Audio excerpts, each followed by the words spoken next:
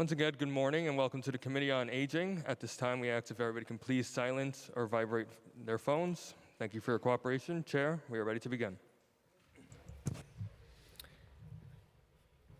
Before we begin, the committee may not get to all of the questions asked today, or we may not receive responses to every question, so we will send a follow-up letter for any unanswered questions.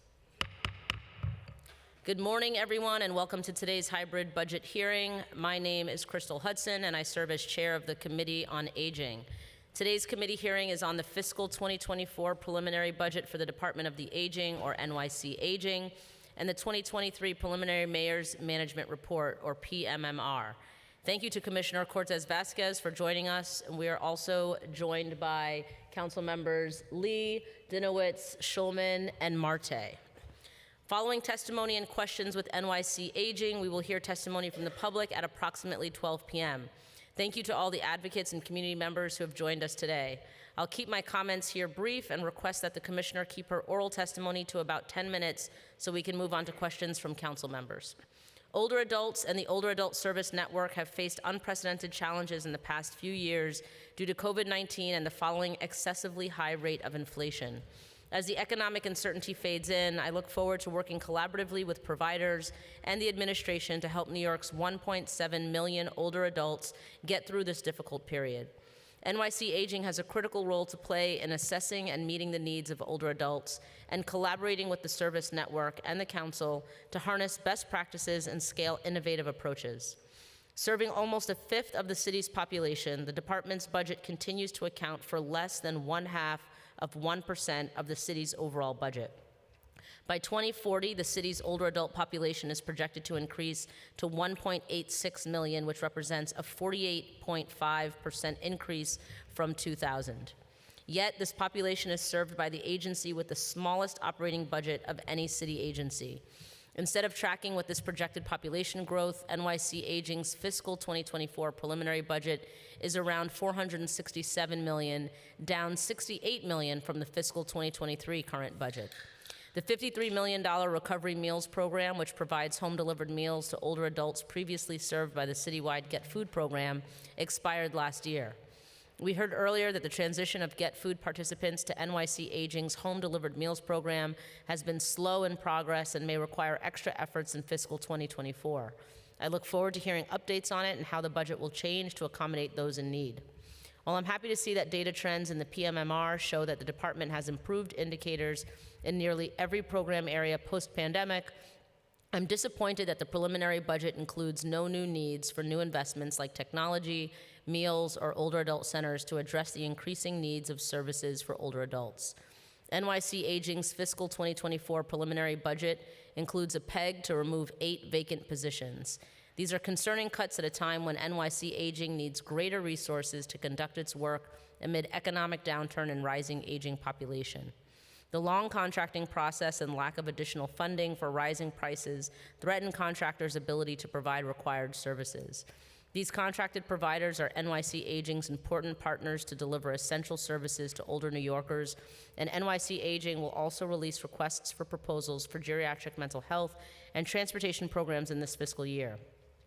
I look forward to hearing how the department will advocate and solve the concerns for human service providers who are going through such an economically difficult time. NYC Aging's capital commitment plan, the smallest in the city, totals $80 million over 5 years. The council funds a quarter of these projects. With over 360 total older adult centers and naturally occurring retirement communities now in the network, this funding seems too small to properly address all needs. I believe the capital program should be enhanced to help refurbish centers and connect older adults to much-needed technology. It is the council's responsibility to ensure that the city's budget is fair, transparent, and accountable to New Yorkers. This includes equity in funding and assistance, and as chair of the Committee on Aging, I will continue to push for accountability and accuracy and ensure that the budget reflects the needs and interests of the city. I look forward to an active engagement with the administration over the next few months to ensure the fiscal 2024 adopted budget meets the goals the council has set out. This hearing is a vital part of this process, and I expect that NYC Aging will be responsive to the questions and concerns of council members. We cannot analyze the city's budget at such a detailed level without your cooperation. I'd like to thank both my staff and the staff of the Finance and Legislative Divisions for their help in preparing for this hearing. Astrid Chan, Financial Analyst, Alia Ali, Unit Head, Christopher Pepe, Senior Legislative Counsel, Chloe Rivera, Senior Policy Analyst, and my Chief of Staff, Casey Addison, and Senior Director of Policy and Budget Initiatives, Andrew Wright. Thank you, and now I'm going to pass it to the Committee Counsel. Good morning, everyone. Please raise your right hand. Do you swear to tell the truth, the whole truth, and nothing but the truth, and to respond honestly to council member questions? I do. Okay, you may proceed. Thank you.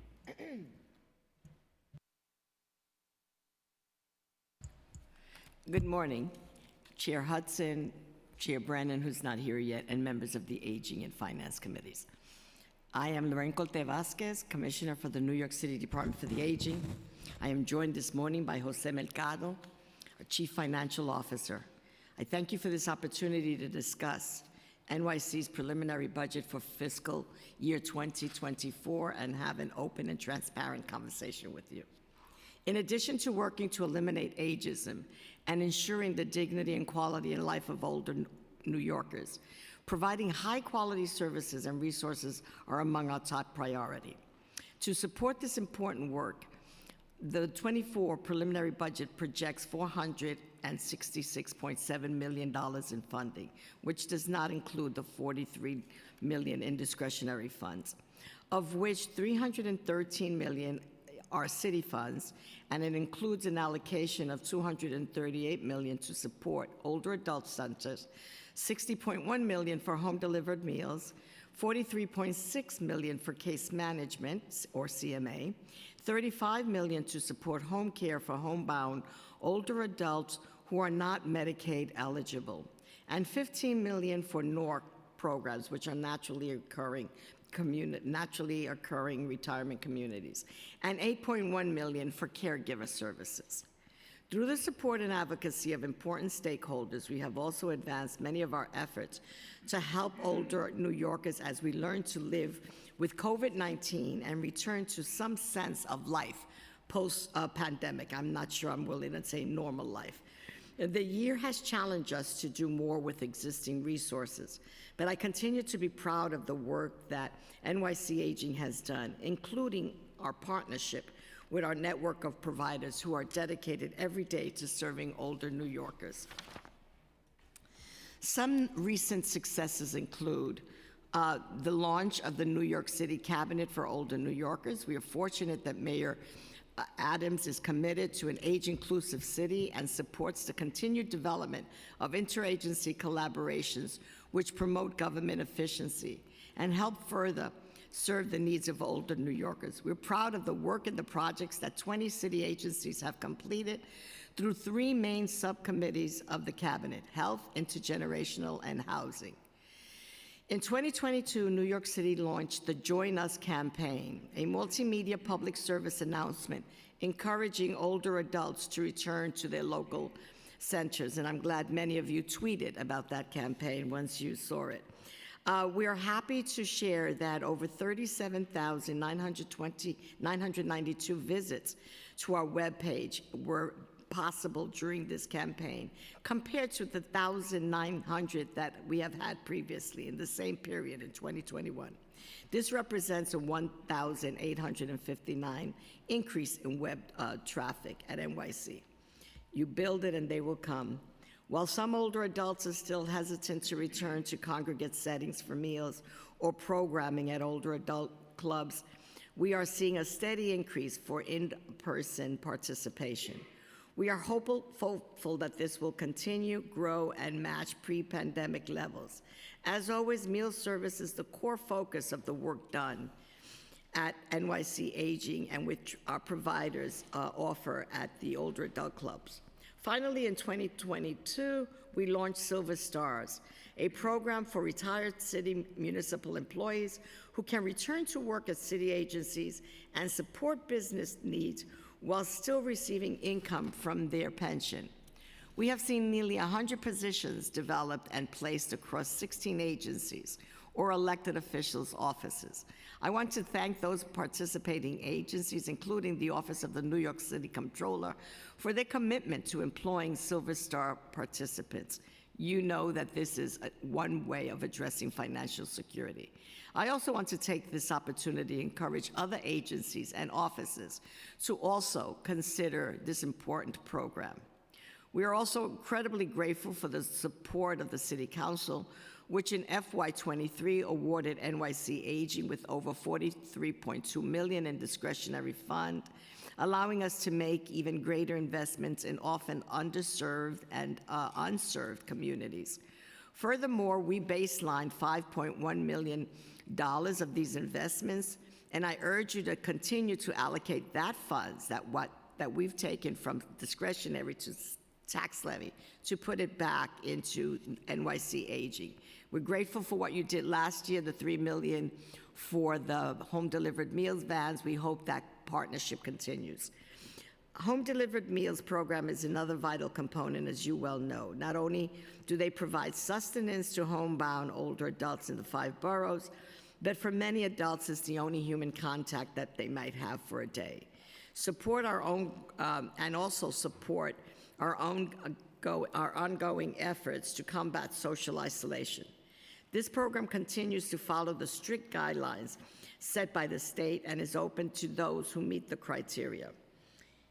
NYC-funded programs address the most critical and overarching goals of addressing food insecurity among older adults, and those include food options for recipients by increasing the availability of culturally aligned meals, promoting uniformly high quality and nutritious meals. In FY22, 4,287,000 meals, over 4,287,000 meals, were delivered by our providers. As of November 22, the 14 providers in the home delivered meals programs have served 26,670 clients. We are thrilled to have announced the increase in reimbursement rates for home-delivered meals. This funding brought the reimbursement rate for meals to $10.68, retroactive to January 22, and then raised the rates to $11.78 per meal at the beginning of fiscal year 2023. This investment, totaling $2.3 million in FY22 and $9.4 million in FY23.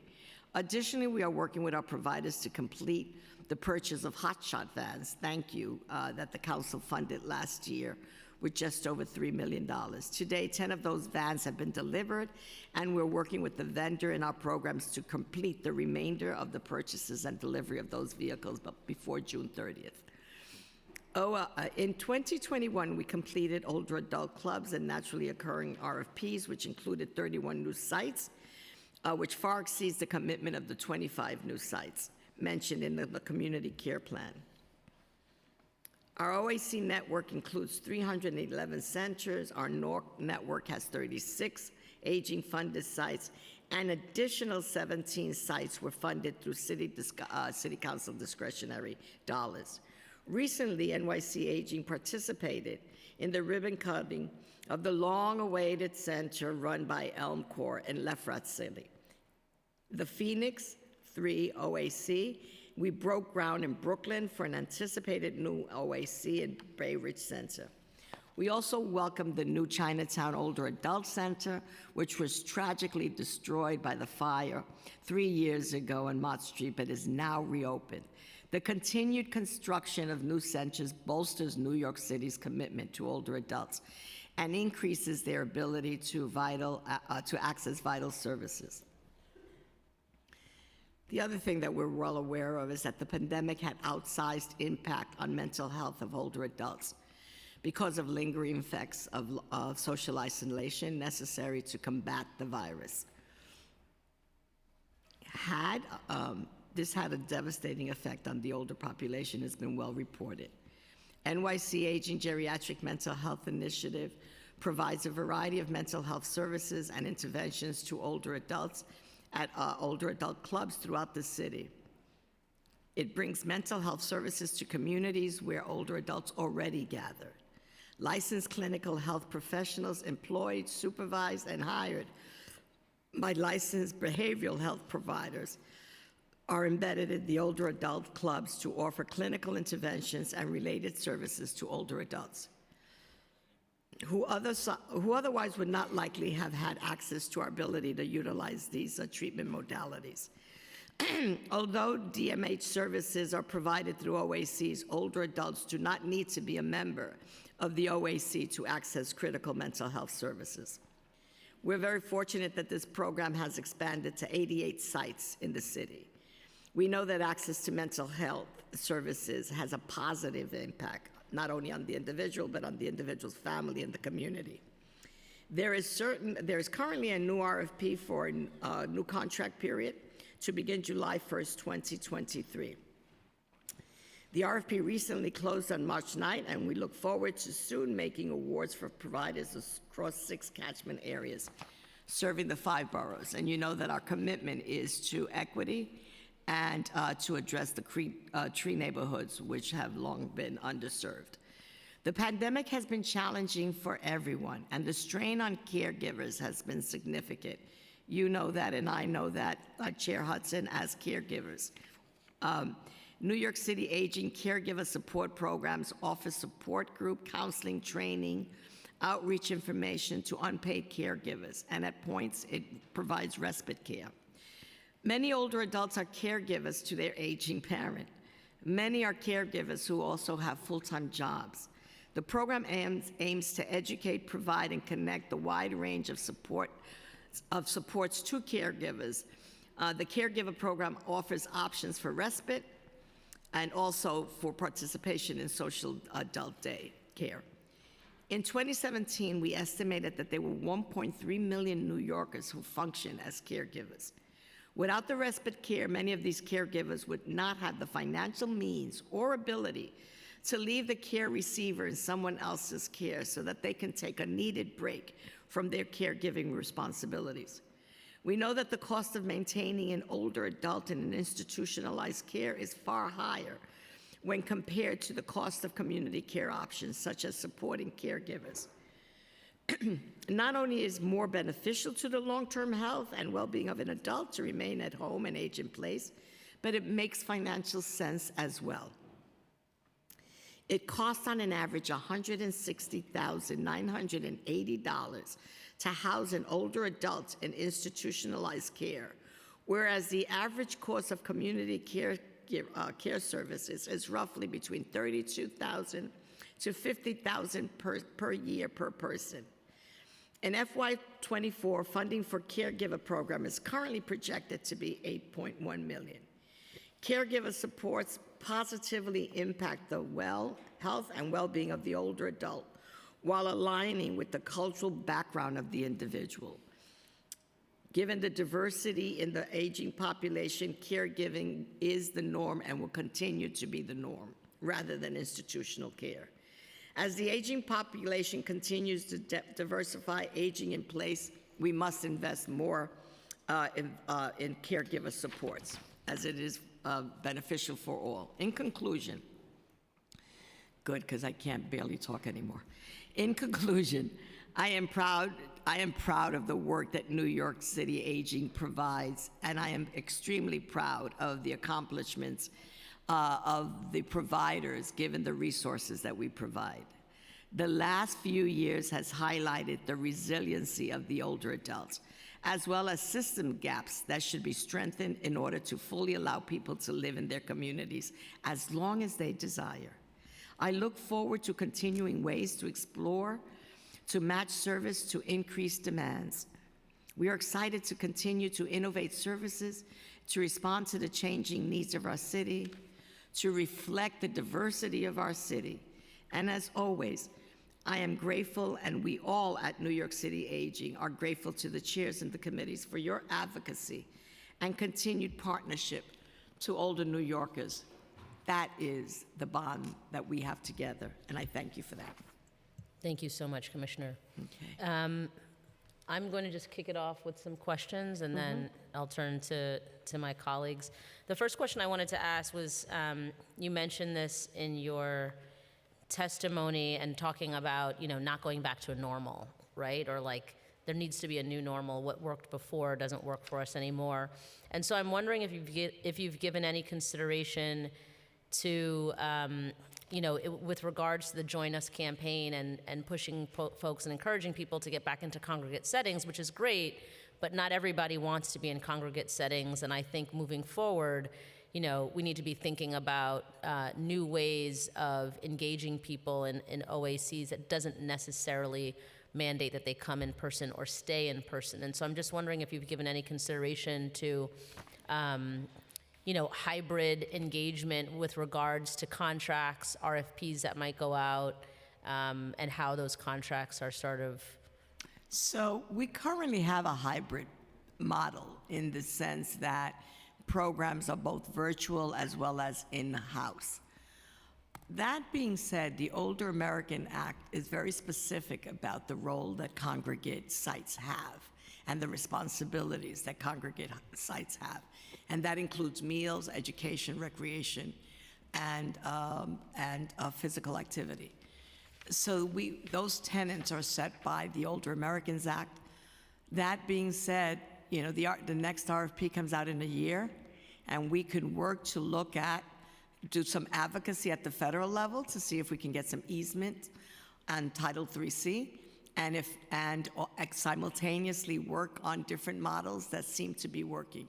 But I don't want to lose sight that we don't know what the new normal is, but we know what social isolation causes for older adults.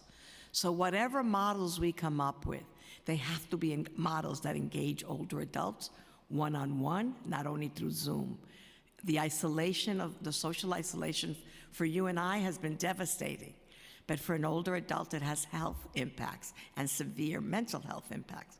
So we need to, whatever models we come up with, we need to make sure that we address that, which is why we did the Join Us campaign, why we've now said to centers, you must operate 5 days a week, why we're saying virtual is great. I think it's our new normal. It gives people independence and flexibility, but it cannot be a substitute for congregate activities. Thank you. You're welcome. And I know you mentioned tweets, but I do love the Join Us campaign for the record. So, I'm sorry. No. I was going to say, did you love the tweet that was done at the Oscars where she said, never let it? I love it. I saw tweet that one around because we have to combat ageism every way that we possibly can. Okay, absolutely, will do.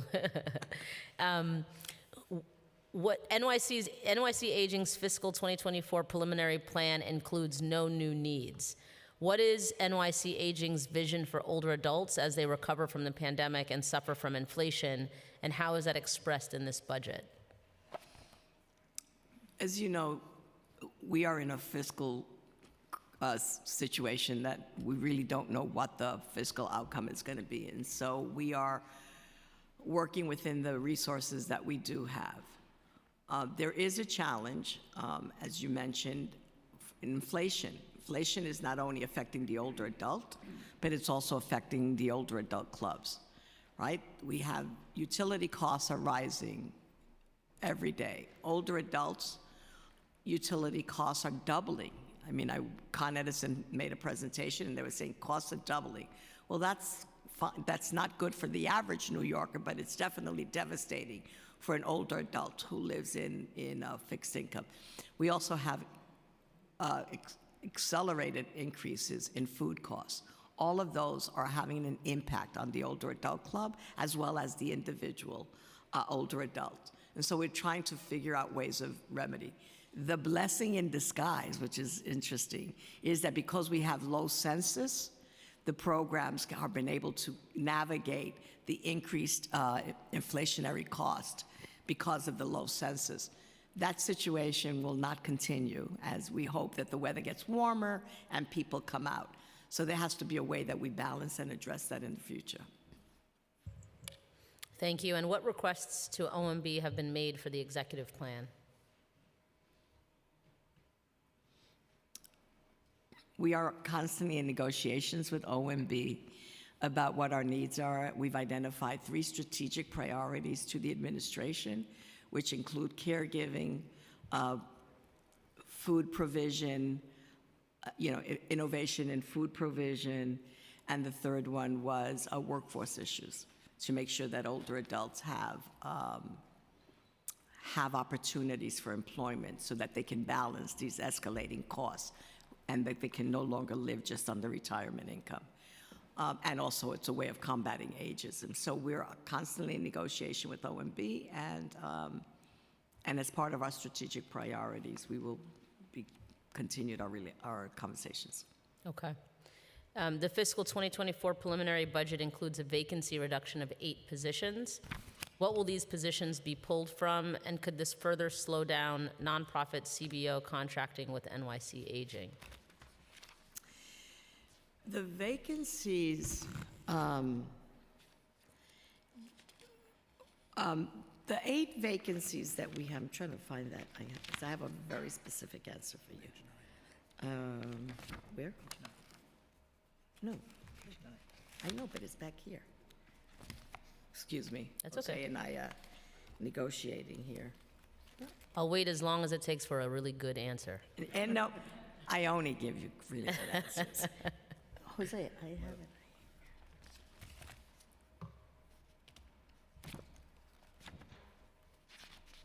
Sorry for this. That's okay. I have it in 2 different places. No and problem at all. Okay. The eight positions, which were part of the vacancy reduction, cut across several bureaus and with different functions. One of them is legal aid, legal affairs unit. The other one is senior employment services. One is in the ACO. Another one is in the Bureau of Community Services, which oversees older adult clubs and Meals on Wheels. One is in a small program called the Bill Payer Program, which is a support for older adults. The other one is in Human Services, and one more was in General Services, which supports the administration of the department. So what impact will the reduction of those positions, particularly Human Services, Legal Affairs, Community Services, what impact will those have on delivering services? In legal services, I believe that the impact will not be great, because we have 2 full-time people, and this would have been a 3rd person, and so that we've been functioning with 2 full-time people for a while now. In senior employment, we are navigating that and making some provisions with grant-funded positions. The Bill Payer Program, again, is a very small program. And then we're even looking at given its scale, whether that is a program that should continue and we could divert those resources elsewhere, probably to senior employment. In terms of human resources, it is always a challenge for us, but we're a small agency. I want to go back with a very low head count, compared to other city agencies. And so it is a clerical position, and we're just navigating that at this point. Okay, and then there are 6 positions added in non-city level. How would it affect NYC Aging's program areas and service delivery?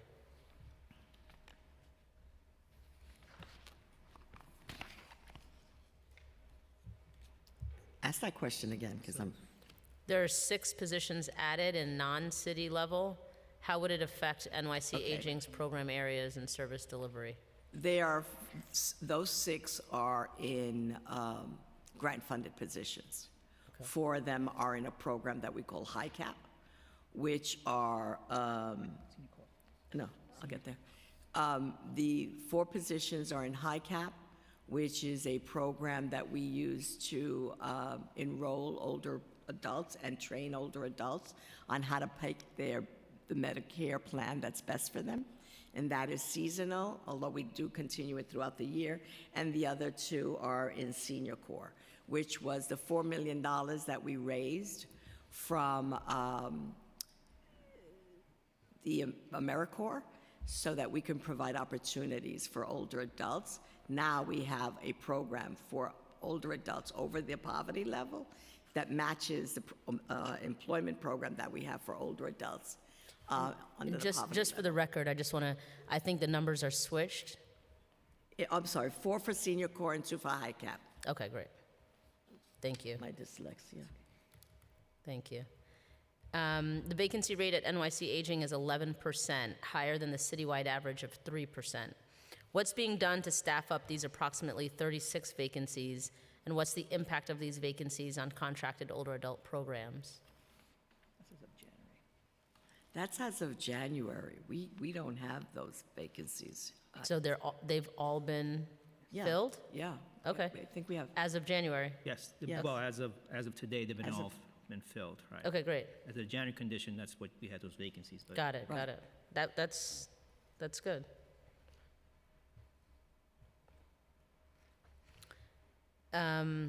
Give me 1 second. So you have no current current open positions? We do have current active positions, but most of them, they're grants, and so we're actually in the hiring process. Okay. Do you know how many? We'll get back to you. I don't have it off the top of my head, which, Okay. And for these what's positions, CTL? are they key client-facing positions? No, No. no. no. Okay. They're all-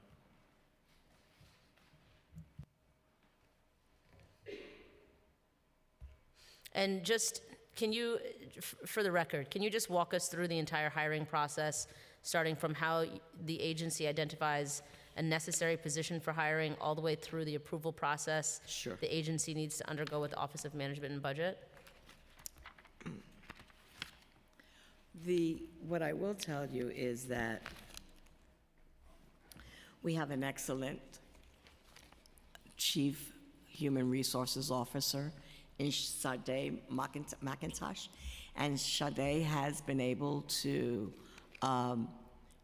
establish relationships, external relationships with stakeholders that may have candidates who are like universities and college fairs and other opportunities to recruit and send out that information as much as possible.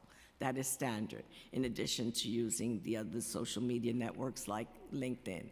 So we have a whole process that we do for recruitment. And recruitment for us is ongoing. It is not in addition to the recruitment that we do for a single position, but we have a recruitment process that she has established to do as an ongoing, year-round process to just identify individuals who have an interest in serving at the Department for the Aging.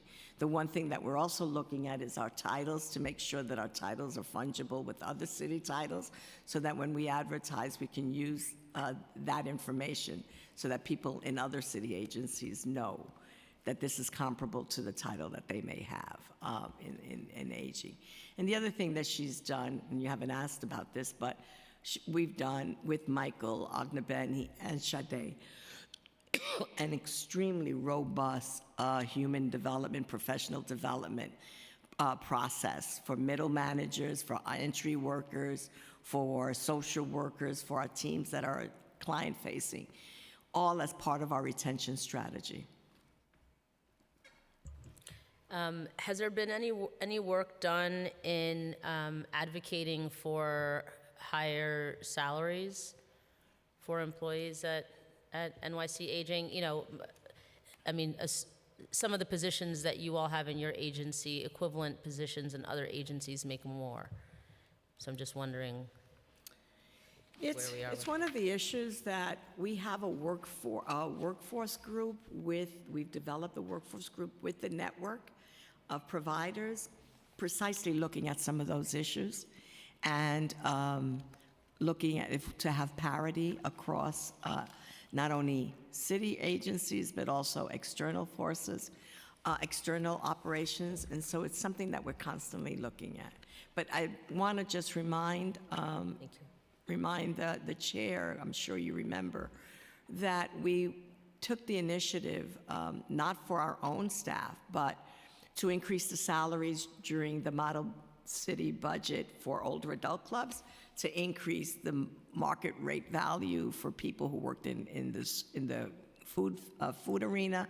We also did the same thing for social services, and recently we did that for the case management agencies. So that was done in the model budget, but has any of that sort of come to fruition in the actual Yeah. budget? The model budgets reflected the new salary scales and Okay, everything. has great. done that. Thank you. And the CMA salaries went up. It was our initiative that we undertook rather than issue the RFP earlier. Those savings we used to then give salary increases to the workers in the CMA programs, and to increase at all different levels of support. And then now we've issued the RFP. Great, thank you. You're I want to acknowledge that we've also been joined by Councilmember Mealy, and I want to throw it over to my colleagues for a couple of questions before I jump back into mine, starting with Councilmember Schulman. Thank you very much, and thank you, Chair, for this very important budget hearing. And hello, Commissioners. It's always good to see you. Thank you. So, older adults are growing. The number of older adults in New York City is growing a lot. And I, as Chair of the Health Committee, I just want to know how much, if any, part of the budget goes toward connecting older adults with health care. One of the things that we are doing, first of all, we have a very strong relationship with the Department of Health, as well as with H&H. And they're two leading partners in the cabinet. So I can get back to you on what the dollar figure is for each one of those. I don't think they disaggregated by age. But what I can tell you is that there's some very strong, robust initiatives that we have undertaken with both those city agencies to ensure that older adults are connected to health services at the local community, and also looking at some of the practices. Like one of the things that we do is that we train healthcare professionals at DOH facilities. We're going to do that in a more robust fashion now that we've had the cabinet, and we're doing the same thing with H&H. Thank you. So one, they should disaggregate it by age, so I'll take that up with them. The other is They that- may, I'm not, I don't Okay, know. no, it's fine. Go ahead. I'll let, it's a question for them. So I'm actually going to be, there's a bill that I introduced that's going to be passed in the council on Thursday that creates the first citywide diabetes reduction plan. And so I'm going to ask you to think about what that means in terms of older adults in the older centers and coordinating with DOHMH and H&H around that. That's an excellent initiative because it's so prevalent in older adults. Diabetes is so prevalent. Be very happy to work with you on that and to work with DOH on that. You know, because one of the things we're looking at is, you know, getting glucometers to be, you know, different things like that. So we should, you know, and obviously there's a cost to that too, but if we can coordinate that, that would be great. And also, you talked about, I mean, I just want to emphasize what the chair said about inflation and making sure, because I saw in terms of the home meals and everything else, there are more and more, at least in my district, and I'm sure citywide, people who are in need of food and of food insecure. So we should take a look at that. If we need to boost that, we want to be able to do that. Yeah, some of the many, and I think food insecurity is something that we're all concerned about, particularly during this time of inflation. So there are programs that have food pantries. We also have the program that we work with the farmers markets, where we give out $25 coupons to older adults so that they can get fresh greens at the farmers markets. And that is given to about 43,000 individuals, I believe. And I will correct the record if that number is lower than what it's supposed to be. But it also is for home delivered meals persons. And if they are unable to go out and purchase their food, we usually get them surrogates so that they can help them navigate that. If I could just, Chair, I just want to finish my train of thought on this. In terms of the food markets, the green markets, there's one by me, and I don't think people are aware that that's offered, and there are a lot of older adults that take advantage of that, so we should have that conversation offline about how to make sure that that's promoted. Yeah, that's a robust, that program is really well utilized. Okay, thank you very much, Chair. Thank you so much, Councilmember. And Councilmember Lee? Hi, Commissioner. Good morning. Good morning. Okay. So I wanted to focus more on the mental health piece and the disabilities piece. So and this is just for my own clarification. So there's 88 sites that the DFTA geriatric mental health program has, but that's operated by about 4 to 6 providers, right? Right. Okay. And then there's also a separate council initiative, GMHI, which is also like similar, right? The Geriatric Mental Health Initiative, but that's around 35 providers, right? Right. And so they do a lot of more of the supportive services because those folks are not necessarily the Article 31s and the clinical piece, right? And I remember, because we had an article. The ones that DFTA are. The Okay. Yes. The 88 programs are clinicians. Yes, those are the clinicians, but the 35 that are through this Yeah. council initiative Right. are a whole host of variety. Okay. Right. Which is also just as important.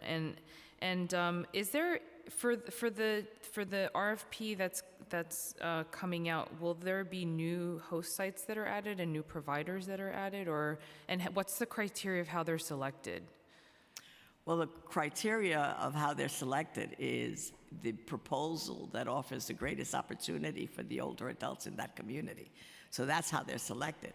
The one thing that we're included in that, from our perspective, is do they have the cultural competency to serve the community that they are expecting or they're planning to serve? So those are the criteria that we look at as we look at that criteria in all other RFPs. What we've done is, and I don't know if this answers your question, but what we've done is we do it by geographic area to make sure that we get as much coverage as possible. I think the model that we've employed, and I think you know this well, is using the older adult club as a hub is a very effective model because we're able to go to that community. The other thing is that because of this pandemic life that we've lived in this post-pandemic life, telehealth is still an option that can be employed. And do they feel comfortable using the telehealth at this point, or do you know what the percentages of the folks that are No, using? I can get back to you on that, but Okay. it's something that is utilized widely. Okay. And then for the folks, because I totally understand that the state regulations prevent the clinical services from going into some of the locations because of the space restrictions and all of that. So for those centers that don't have the clinical piece readily available, how do you guys work with the centers and the clients to make sure that if someone needs the services or the mental health services that they get plugged in? Like, what's the process for getting referrals?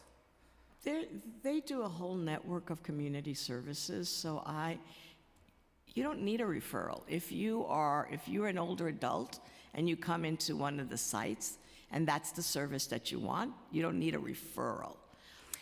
No, but like just in case, for example, our center at KCS, in case the director or folks there didn't know which clinical programs they could connect seniors to, then would they be able to reach out to you guys? Like, how does that connection happen with the DFTA Center? Sorry, that's what I meant. Oh, I'm sorry, I misunderstood you. No, absolutely. They connect with us, they connect with the mental health, Toby and Jocelyn, and they'll connect with them, which they already do. And they will continue, and we provide them who are the local providers in their areas. They were one of the sites, KCS was one of the sites that we did a pilot with at one of the old OAC sites. And we did a pilot with them so that they could provide case management as well as geriatric mental health services. So we'll see what the results of that all is when we finalize the RFP. Nice. And then, sorry, Chair, if I could just ask 2 more questions. Okay. In terms of workforce, because I've been hearing more and more throughout the the hearings, because I also chair, in addition to mental health, it's the disabilities committee and the addiction. So especially around the disabilities community, and which a lot of older adults are included in that as well. But there seems to be this real desire, like you said, right, fighting against the ageism, and then people wanting to work, and then plus on top of that, we know now after the pandemic that people can work virtually as well. So are there opportunities that DIFTA is thinking through in terms of, you know, there's a need to hire more people, and then there's a group that's, you know, willing to work, and so how do we sort of mesh those two together, and are there other ways to expand the workforce programming? We have a stellar workforce group head by a woman named Savim, and I can tell you that the biggest challenge for us is getting employers and re-educating employers on ageism, and influencing employers on the benefits of the older worker. The workers are there, the skills are there, what we need, that is our biggest challenge. I would say that we're making strides, but we have a long way to go. So everything and anything that all of us can do in this room and outside of this room to influence people on ageism and the value of having older workers in their workforce, would be welcome, because older workers make the difference and can. We know that. Study after study says diversity of thought in a workplace makes it more productive. I wonder if there That could includes be- older adults. Yes, I totally agree. I wonder if there could be incentives too. I'm just thinking out loud. And then also my last question is around Tweeting and campaigns work. Yeah. I'm also wondering, because one thing that we've heard a lot about in the disabilities hearings has also been around the paratransit services, and I'm sure that for older adults, it's, you know, it's not ideal and it's lacking. And so just wanted to get your thoughts on, because I know we provided, for example, hotshot vehicles, but would it help if we provided centers with the vehicles that could transport folks in wheelchairs or other accessibility needs? Or what just out of curiosity, what are you thinking in terms of the seniors at the OACs? We're issuing a transportation RFP now. We welcome your partnership in that. And the goal there is not to just be the goal of the transportation program was not just to be a program that addresses the needs of the OAC, however, addresses the transportation needs of a community, including work, also visiting family. You know, sometimes that is just as important to get transportation to visit a family member. So in the RFP, we're looking at individual groups, but also group trips, but looking at it to serve a myriad of transportation needs, not just transportation to the older adult club. Yep, or if they just wanted to go out to dinner or meet friends, that's important. Or if Their they just mental want to go health. shopping Yeah. together. Okay, thank you. Thank you. Not a problem. And Councilmember Mealy? Yes, I just want to talk about the 3 million was added to the fiscal 2023 to support the 10,000 tablets for older adults. What is the rollout time on that? Those tablets have already been distributed, and through a variety of older adult clubs. How are you tracking them to making sure that our seniors are utilizing them properly? What we have is, because they have 1 year of internet service, we can see who is utilizing it and who's not utilizing it. And so we have that record. If you want that information, I'd be more than happy to supply that to you. Please. Grab-and-go meals. Will New York City Aging continue to allow grab-and-go meals for those centers that prefer it as an option, even though they were not included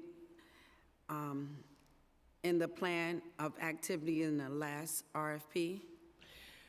Grab-and-go meals were included in the RFP. But if a center opt out, If the center opted to have grab-and-go, they could continue grab-and-go for some under certain circumstances. And as I said earlier, we are discouraging grab-and-go as an option. because what we want to do is to have older adults come and socialize and get involved in the day-to-day activities of an older adult club. Okay, you say we talking about food insecurity. What is your plan in regards to feeding centers that does not have a sponsor? And I'm kind of taken back that it was a RFP on March 9th, and it will be implemented on July 2023, and I have senior centers do not have a sponsor that needs food. So how are you working towards, in collaboration? I thought I asked you every hearing that I can tell you about my senior centers that do not have a sponsor. This is a senior housing. 300 seniors do not have food. That's life and death. And I got someone to sponsor that Mount Ararat Senior Center, and I'm still getting no response from you. And to hear that it was an RFP, I thought we were working in collaboration to wipe out food insecurity. So how can you partner with me to make sure, and it's not just this one senior center, it's numerous senior centers that are falling through the crack, that we as government has to make sure we feed these individuals. They are people that need help. So I need your help. How can you do this? For the record, there is no RFP that has been issued for older adult clubs or for food programs, all right? So I want to be real clear with you. You will always have my partnership. When that RFP comes out in the future, and that'll probably be in about a year or 18 months, when that RFP comes out, then we could revisit those. But at this point, there has been no RFP issued since 2021. I know it happens every 3 years. So what was this RFP for? I'm sorry, correct me, the one you just said about Well, we've March 9th? issued, so one of the things that New York City Aging has done, because our programs were not revised or changed for some of them for 12 years, some of them for 11 years, we've issued RFPs to include diversity and address the changing population in each one of the areas. So that is case management, home-delivered meals, So that's what this OACs. RFP was for. I don't know which one you're talking about in particular, but I can tell you the ones that we've issued. Geriatric mental health, transportation, and case management. So all of the core services have been RFP'd, all right? And home care. So if you're talking about the most recent one, that was the geriatric mental health RFP, which is not related to food insecurity per se, as you're hoping to get a sponsor for an older adult club. I just have one more question. I've been asking, do you have a database for this city for senior centers do not have a sponsor? I ask every hearing. We have to be able to know who is falling through the crack and who is not.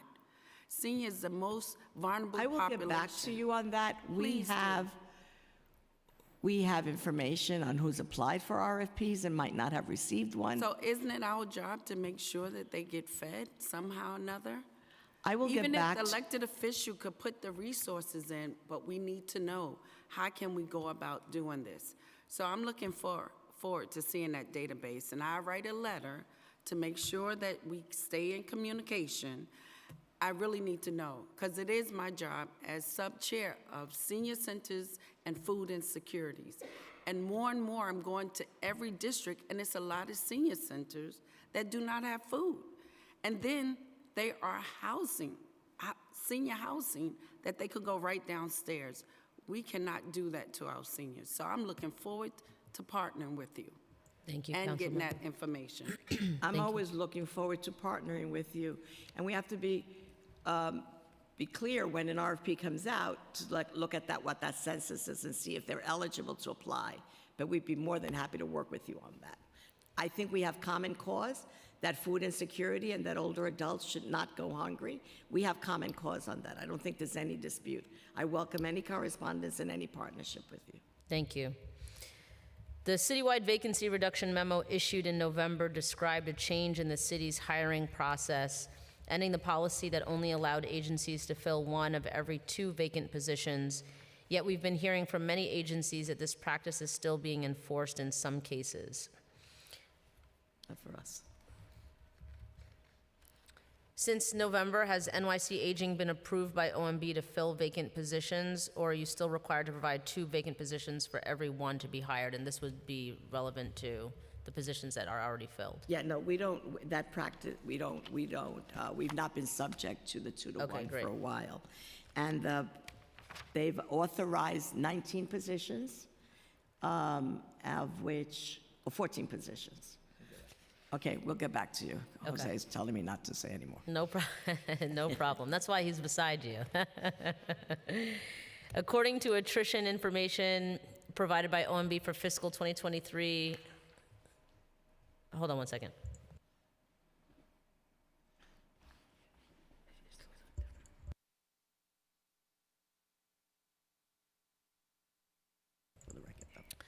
Okay, sorry. According to I attrition. want to just clear for the record, it wasn't confusion, it's just that Jose wanted to be clear that because the number changed at a different point in time, Right. that I didn't want to put anything on the record that was incorrect for that point in time. No problem. But you'll follow up. We will follow up, Okay, yes. great, thank you.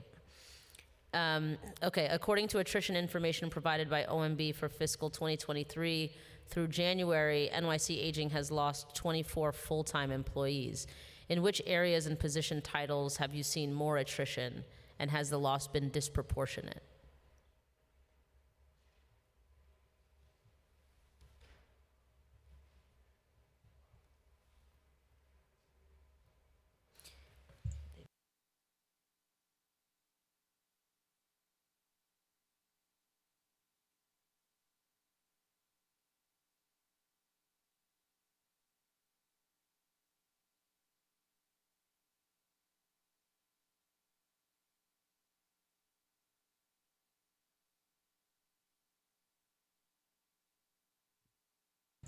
We don't have attrition numbers, we'll get back to you on that, all right? Okay, no problem.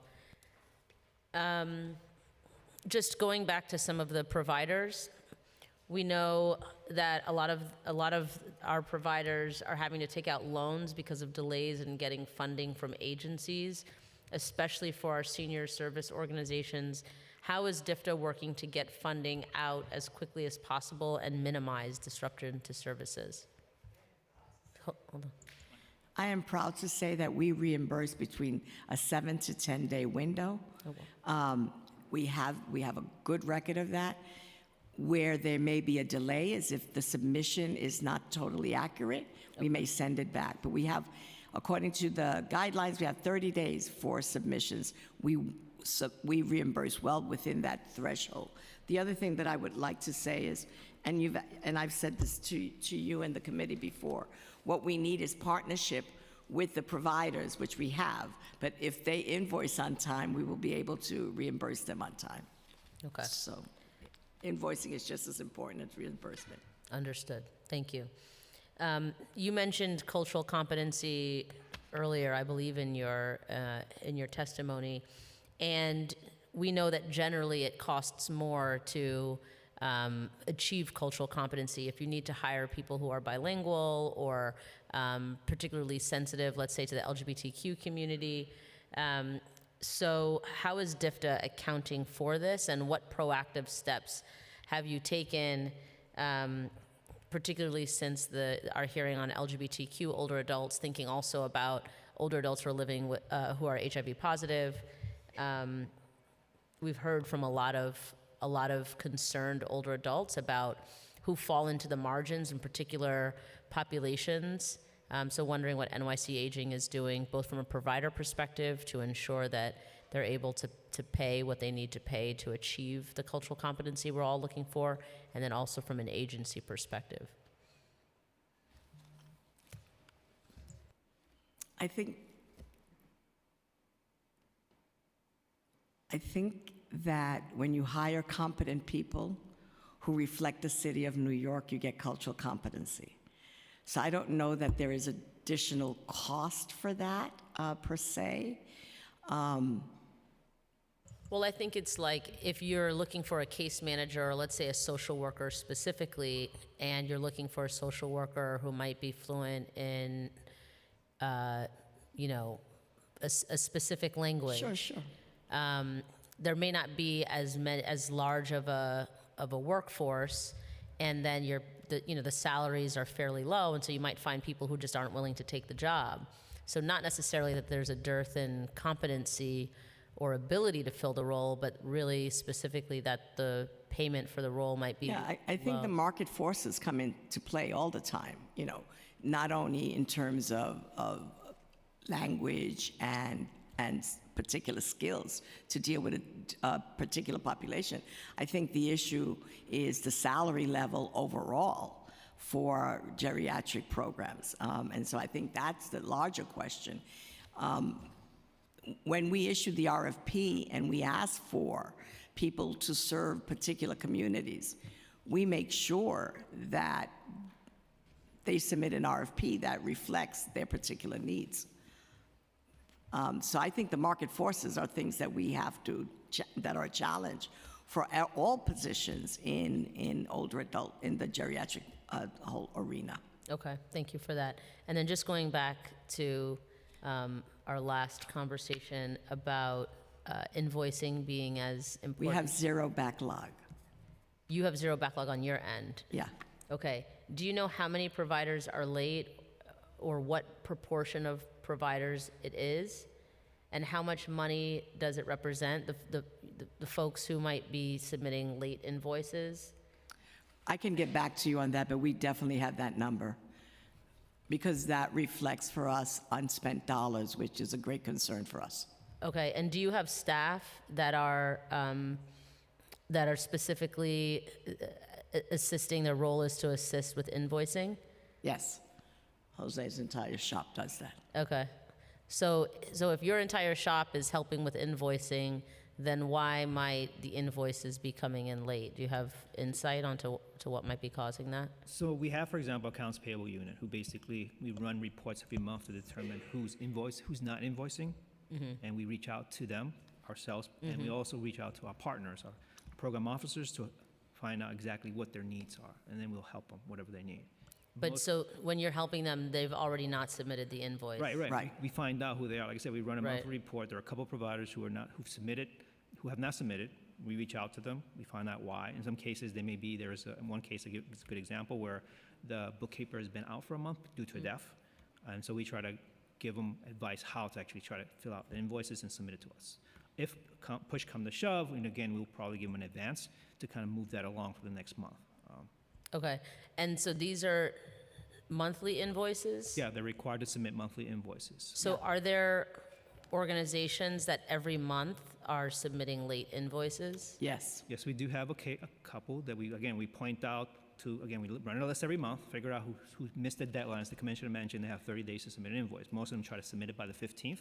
We run a report on the 15th, we run on the 30th, identify who did not submit. We then call them, find out what's going on, blah, blah, blah. If they don't respond back to us, in most cases some don't, we then go out to our program officers who then follow up, who actually do field visits and contacts. We're constantly trying to figure out why it's going on because we know cash flow is very important. Right. Just to point out, in the beginning of the year, we give out 3 months of cash. In some cases, that they kind of don't submit invoices on time because they have that little flow for 3 months. But again, we're constantly on top of that. Okay. And that's a concern for us because, and you've heard me report this, we have found ourselves, even with all of our technical assistance and support to get invoices in, we have found ourselves at the end of a year with about one year was as high as $15 million of money that we could not redeploy because people had not invoiced for it. And when you look at an organization such as the Department for the Aging and the needs that are out there, that is something that we try to avoid as much as possible.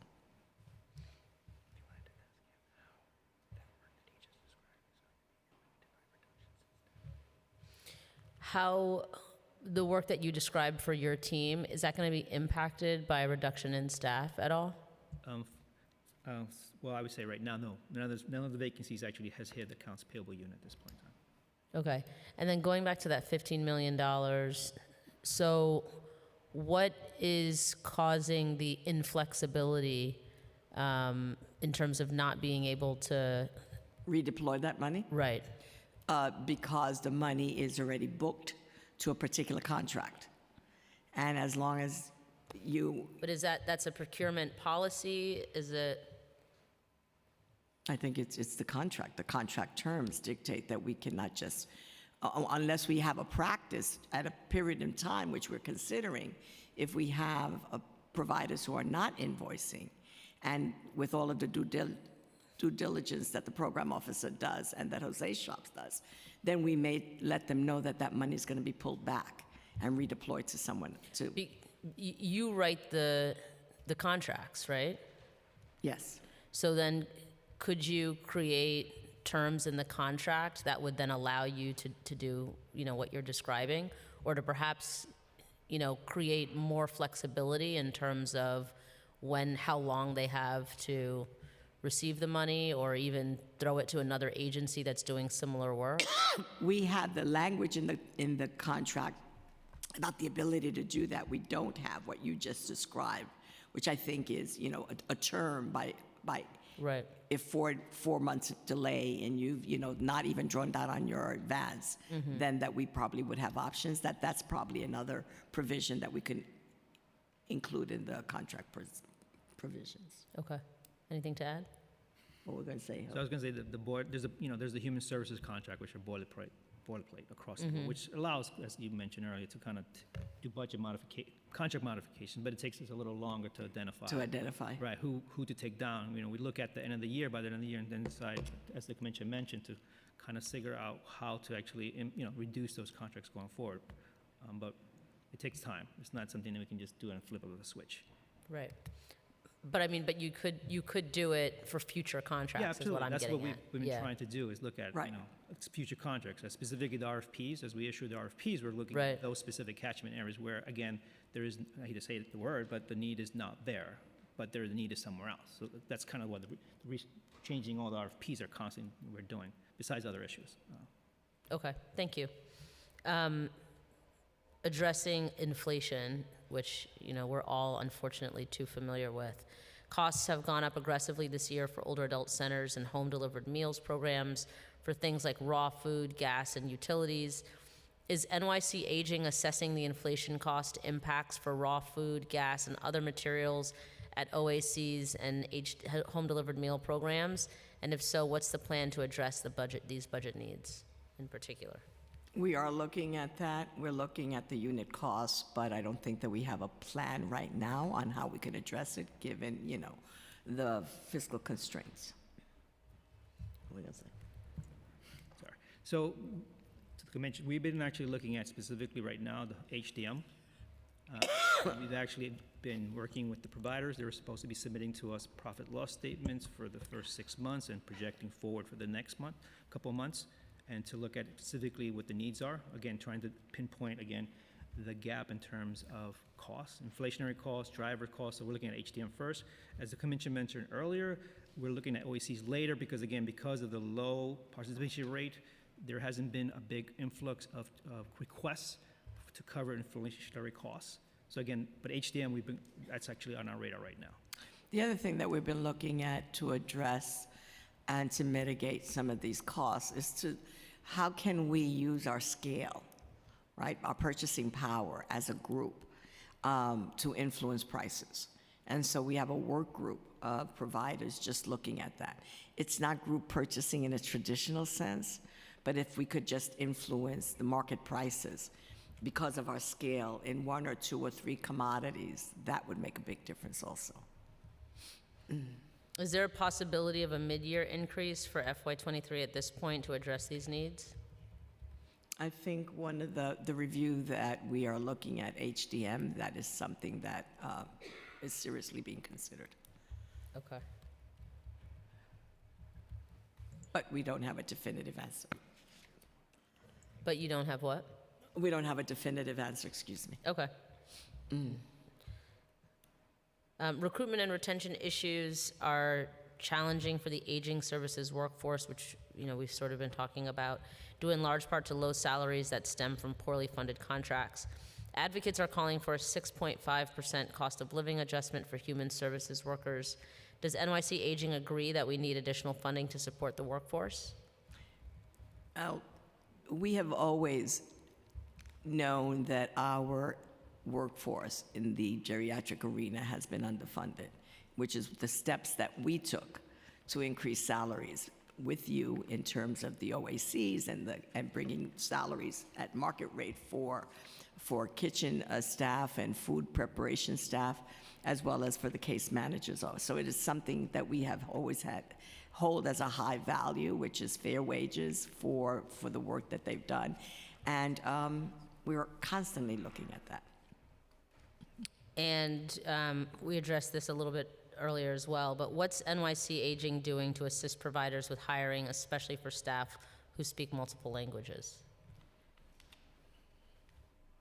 Is there any type of support that you're providing? Other than the encouragement and the support that cultural competency is a key tenet of all of our programs, and that we advertise as much as we possibly can in multiple languages. I think the provider is, has a governance structure to really look at some of those local issues for themselves. But as a broad mandate, yes, we do, and everything that we advertise and in every one of our public positions is the importance of cultural competency. Okay. And I don't know, maybe this is more specifically for Jose, but we understand program officers are citing providers in their audits when they have a staff vacancy for 3 or more months, but these positions are very difficult to fill due to low salaries that are available via contracts. These citations can hurt a provider the next time there's an RFP and they have to reapply. Can you all explain this discrepancy and change the policy? That comes into play. First of all, program officers may point out where there's a deficiency. And it is all part of an assessment process. That staff vacancies are important to us, particularly in geriatric mental health and in case management, because those staff vacancies mean that services cannot be provided. So it has a direct impact on services. And so that is where the program officer, and I'll look into that, but I don't believe that they're citing them. I think they probably call it to their attention and make sure that they need to press, particularly if they're underserving individuals in case management services. So I think there's a strong correlation between the vacancy and the service delivery. So we will look at, and I will look at the process, but I don't think that it is a practice that is unfair or heavy-handed, because it has a direct impact on services. Those are client-facing positions. Okay, thank you. And apologies for jumping around a little bit here. No, but no, no, other questions please. are coming up as you're speaking. So I wanted to share that it's estimated that 73% of New Yorkers living with HIV will be over the age of 50 by 2030. New Yorkers over 50 were 17% of new HIV cases in 2020. Advances in medicine and the aging of our general population explain why this population is growing so fast. This is the first generation of long-term HIV/AIDS survivors. How is the city supporting the unique needs of the growing population of older New Yorkers with HIV? And is there a plan to expand or promote sexual health programming at OACs? Yes.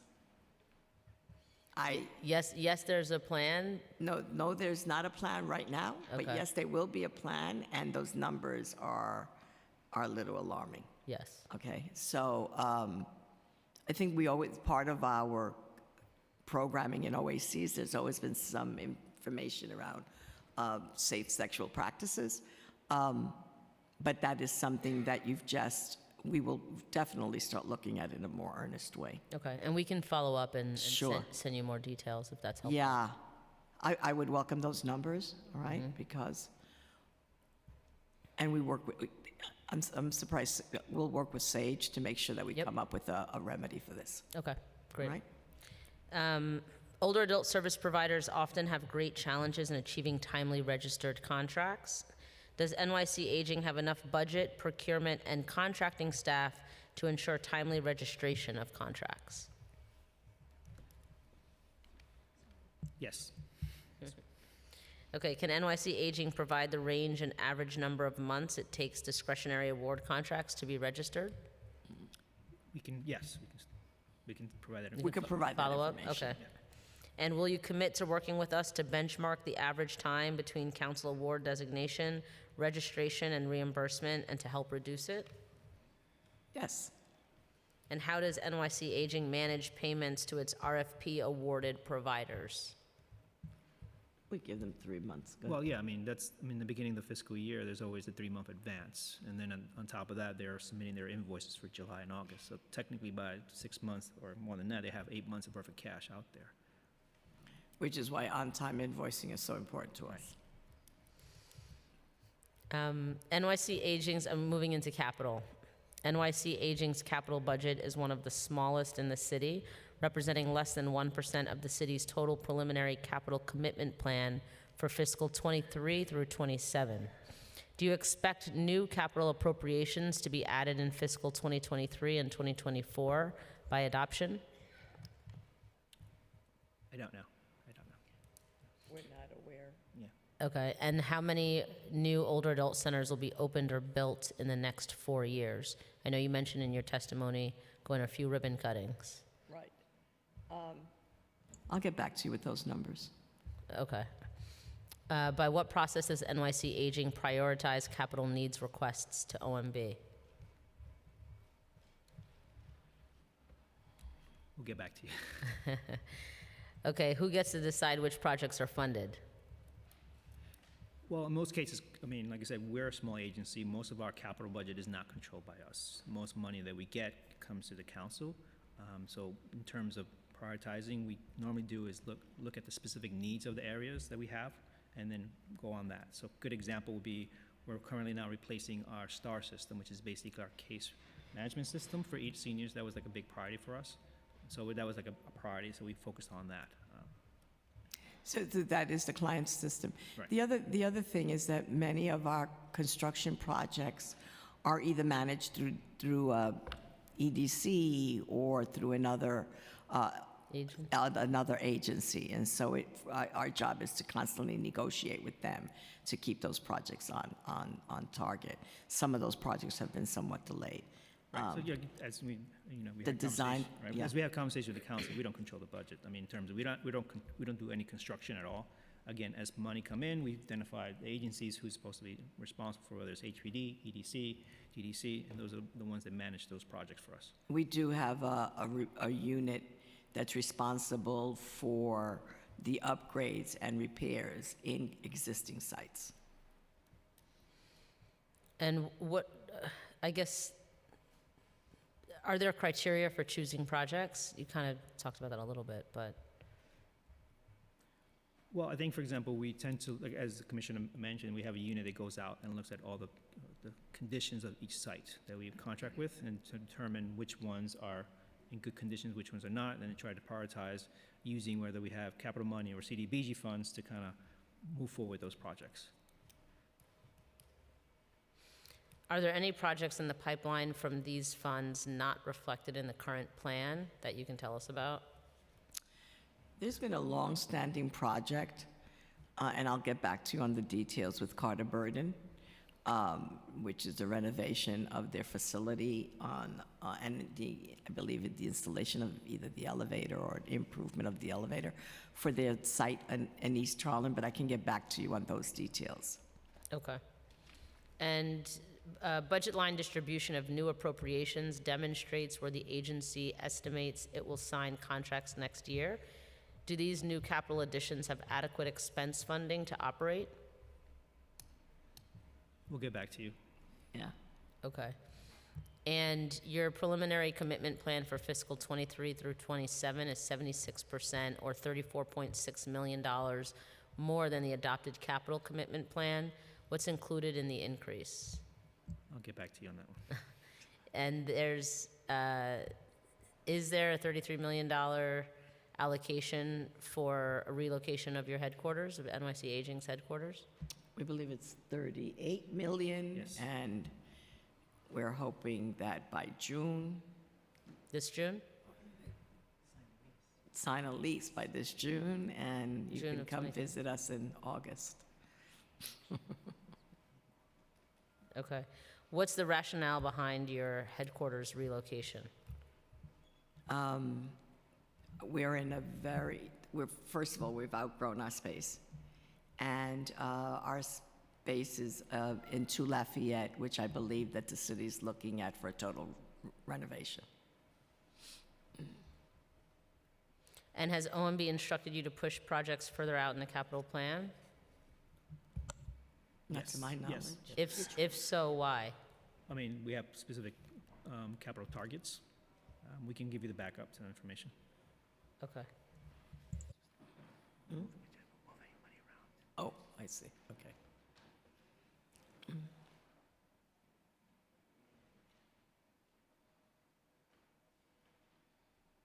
Sorry, give me just one moment, please. Sure.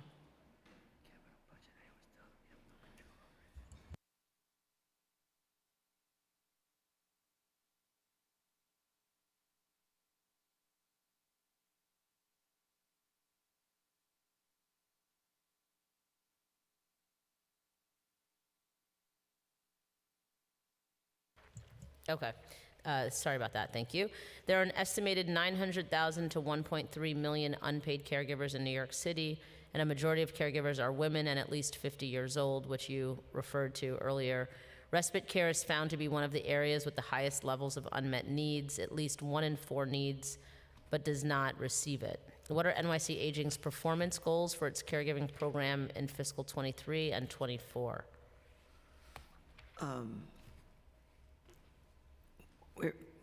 Our performance goals, we far exceed our performance goals, and I can get you exactly what those numbers are for our caregiving. But respite is part of our plan and has always been part of our caregiving plan. But as I said, caregiving is one of those areas that is going to increase tremendously. Part of that is a very essential education and outreach campaign. Most people do not think of themselves as caregivers. Right. You just think of yourself as the daughter or the daughter-in-law. And so it is to let people know that they're caregivers, that there's services out there for them. But it is a growing issue for us. Is there additional funding for respite care? It's part of our strategic priorities with the city. Is there a specific amount that you can share? No, those negotiations haven't started. Okay. Most unpaid caregivers do not have information about available services, as you mentioned. What's your plan to reach these people and provide information? Part of the plan in recognizing caregiving as a strategic priority is to educating the public. It is basically letting people know, 1, that they are a caregiver, and 2, then what are the services that are available to them, and then how they can access those. Great. The PMMR represented improved indicators for home-delivered meals, home care, and case management. Thank you for working hard to make that happen. The most recent census shows the HDM's wait list has been cleared, while 259 awaiting home care and 1,736 awaiting a full case management assessment. What are these figures now, if you have them? Yeah, the home care is a challenge. The issue with home care is usually not new clients as much as it is additional hours for individuals, and I can get you what those numbers are at this time and point. And the same thing with the case management wait list. As you know, and Daniel Krupp is not here, but we have a different definition of wait list, but we've aligned with his, which is once someone gets assessed, if they have immediate needs, those immediate needs are attended to, and the immediate need would be food insecurity, right? And so they'll get a home-delivered meals while the rest of the assessment goes on. But I'll get you what those numbers are at this time and point. But again, that ties back to the earlier conversation we had about staff vacancies. You know, most of our programs are operating at about 89 and above percent. And when you talk about the ratio to worker to client, but if you look at those that have consistent staff vacancies, that drops precipitously, which also contributes to the waitlist issue. And so how much would it cost to clear those wait lists for home care and case management? We'll get back to you on that. It's something that you've been a longstanding partner with us on. Okay.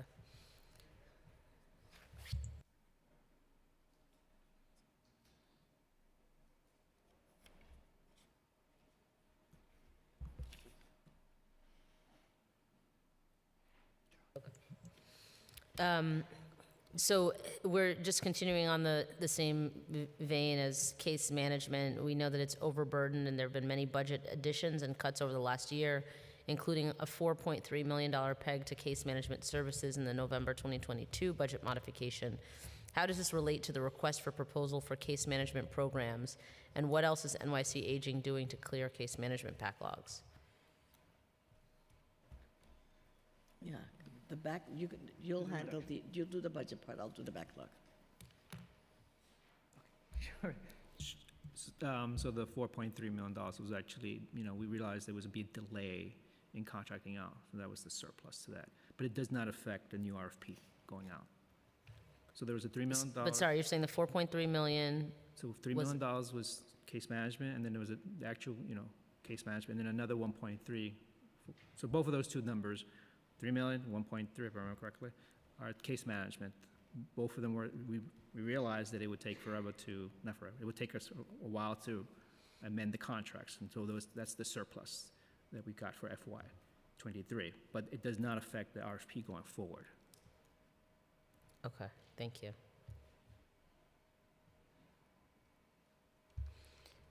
And case management agencies have seen an estimated $250,000 to $750,000 shortfall in the case management request for proposal as a result of the proposed case manager to caseload ratio and reimbursement rates. How is NYC Aging working with case management agencies to address this? We're looking at that information that we received yesterday also.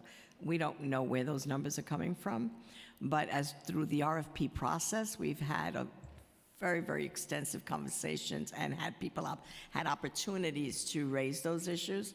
We'll look at that, but I'm not quite clear how those numbers are arrived at all. Okay, thank you. Those were all of my questions. So thank you very much. We appreciate your time and insights and partnership in all of this, and we look forward to all of the follow-up. And I really want to thank you for your advocacy, and I want to thank you for your partnership, you and the committee. I know that any advancements we've made is because of you and the committee's support, so thank you for that. Thank you. Thank you all. Take care, and I think we'll take a quick break before public testimony. It's like 3 minutes. If I could deflect, I deflect. I know. I'm just saying. Yeah.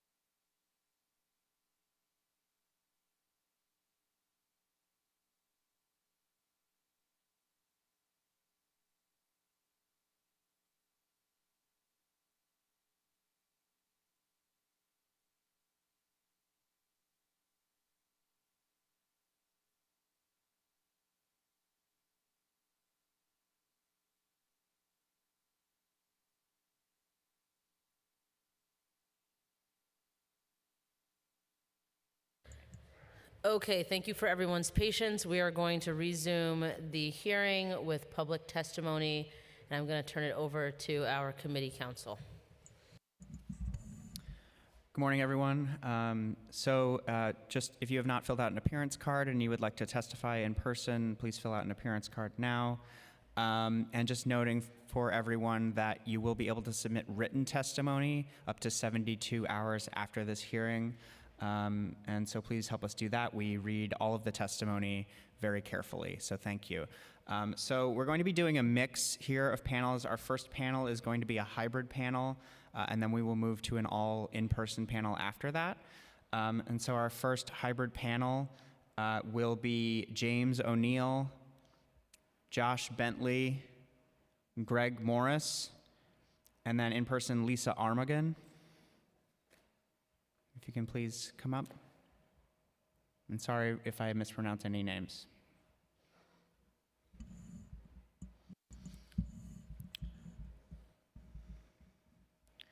And so we can start with Lisa, since Lisa's in person, and then we will go to our virtual panelists. Hello, good morning. It's still morning, I believe. My name is Lisa Armagan. I am Vice President at New York Foundation for Senior Citizens. Thank you, Chair Hudson, and to each Aging Committee member for the support you provided for our fiscal year 22-23 home sharing and respite care program. On behalf of the Board of Directors of New York Foundation for Senior Citizens, we are requesting and would be deeply appreciative of an allocation from each of your individual and borough delegation discretionary funds, plus your support for the provision of a minimum of $200,000 from the Speaker's citywide fund within the city's 23-24 budget to ensure the continuation of our citywide home sharing and respite care program throughout the next fiscal year.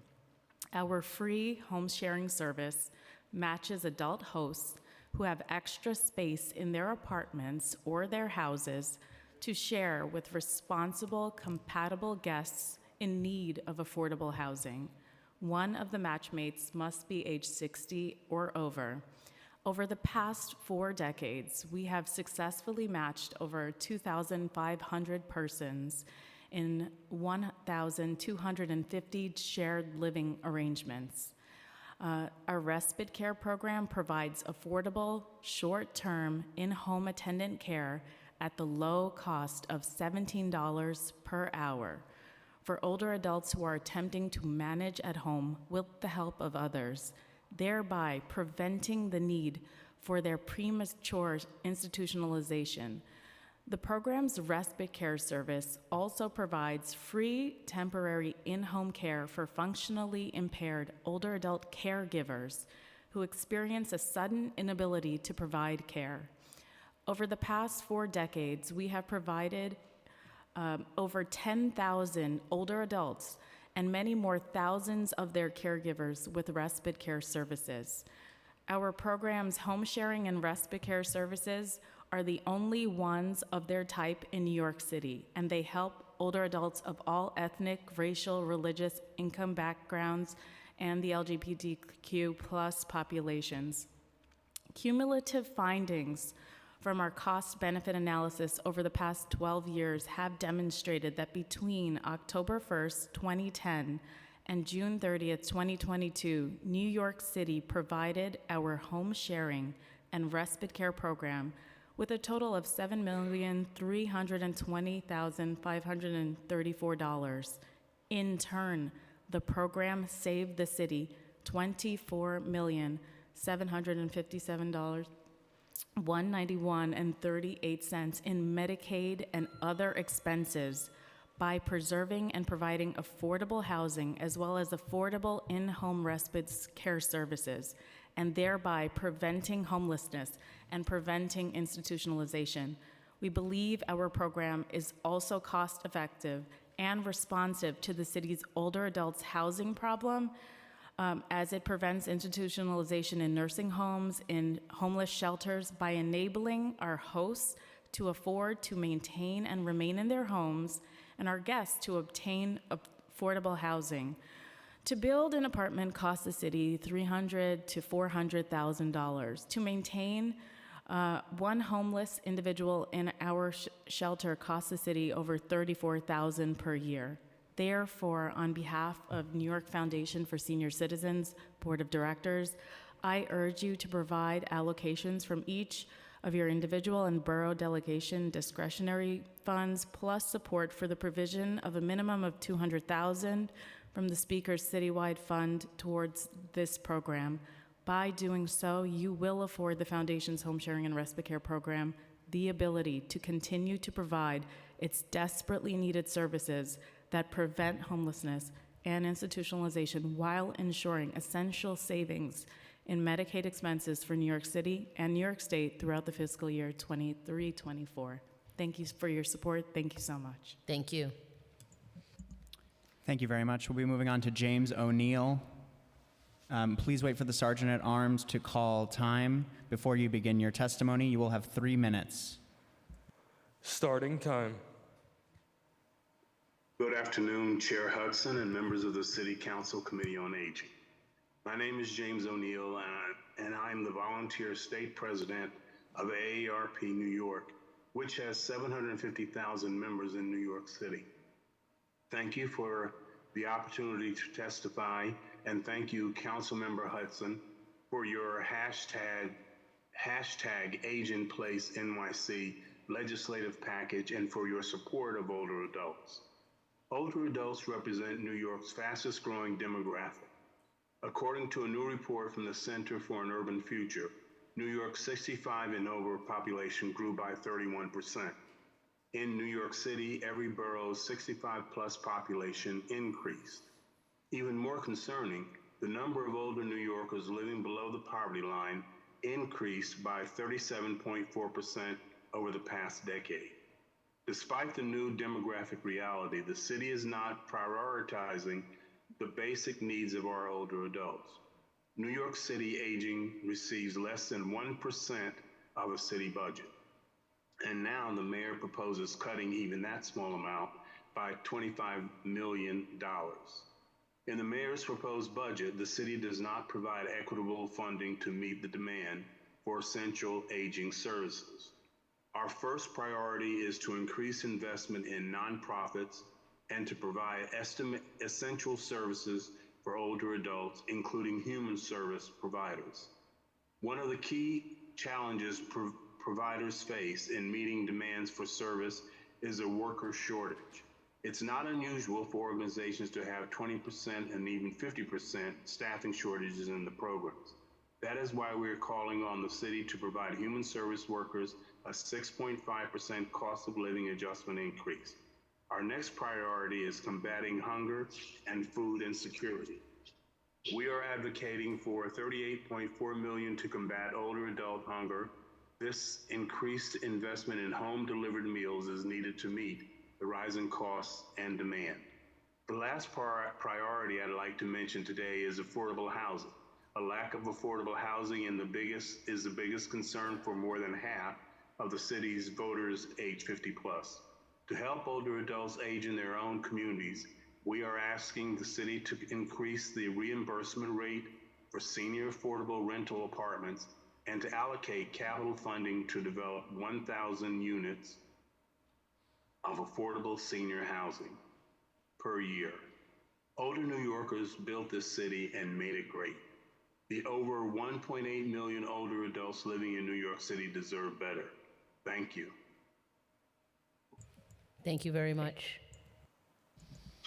Okay, thank you. We will actually now be going on to an in-person panel. I would like to call up Tara Klein, Dr. Cynthia Maurer, Jeremy Kaplan, and Juan Carlos Salinas.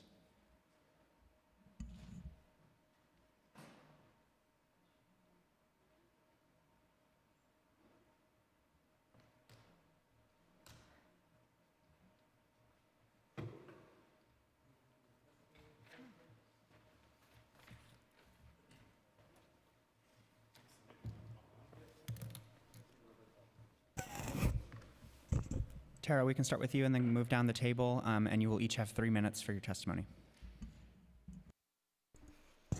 Great. Thank you. So thank you so much for hosting this budget testimony today, Councilmember Hudson as the chair. My name is Tara Klein. I'm the Deputy Director of Policy and Advocacy for United Neighborhood Houses. UNH is a policy and social change organization that represents 40 neighborhood settlement houses in New York City. We reach New Yorkers from all walks of life, all ages. Our members run aging programs, including older adult centers, NORCs, home-delivered meals programs, geriatric mental health, case management, and much more.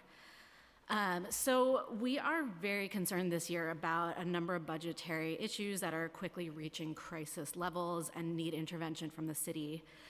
These include record high levels of inflation without adequate contract amendments to match, growing challenges with recruitment and retention of staff due to low wages, rising demand for service, including from the growing number of older adults in New York City, and growing capital and infrastructure needs.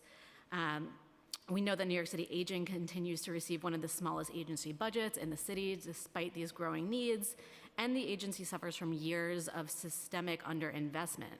And so we really welcome the Council's advocacy in support of our FY24 budget priorities and alleviating some of these concerns.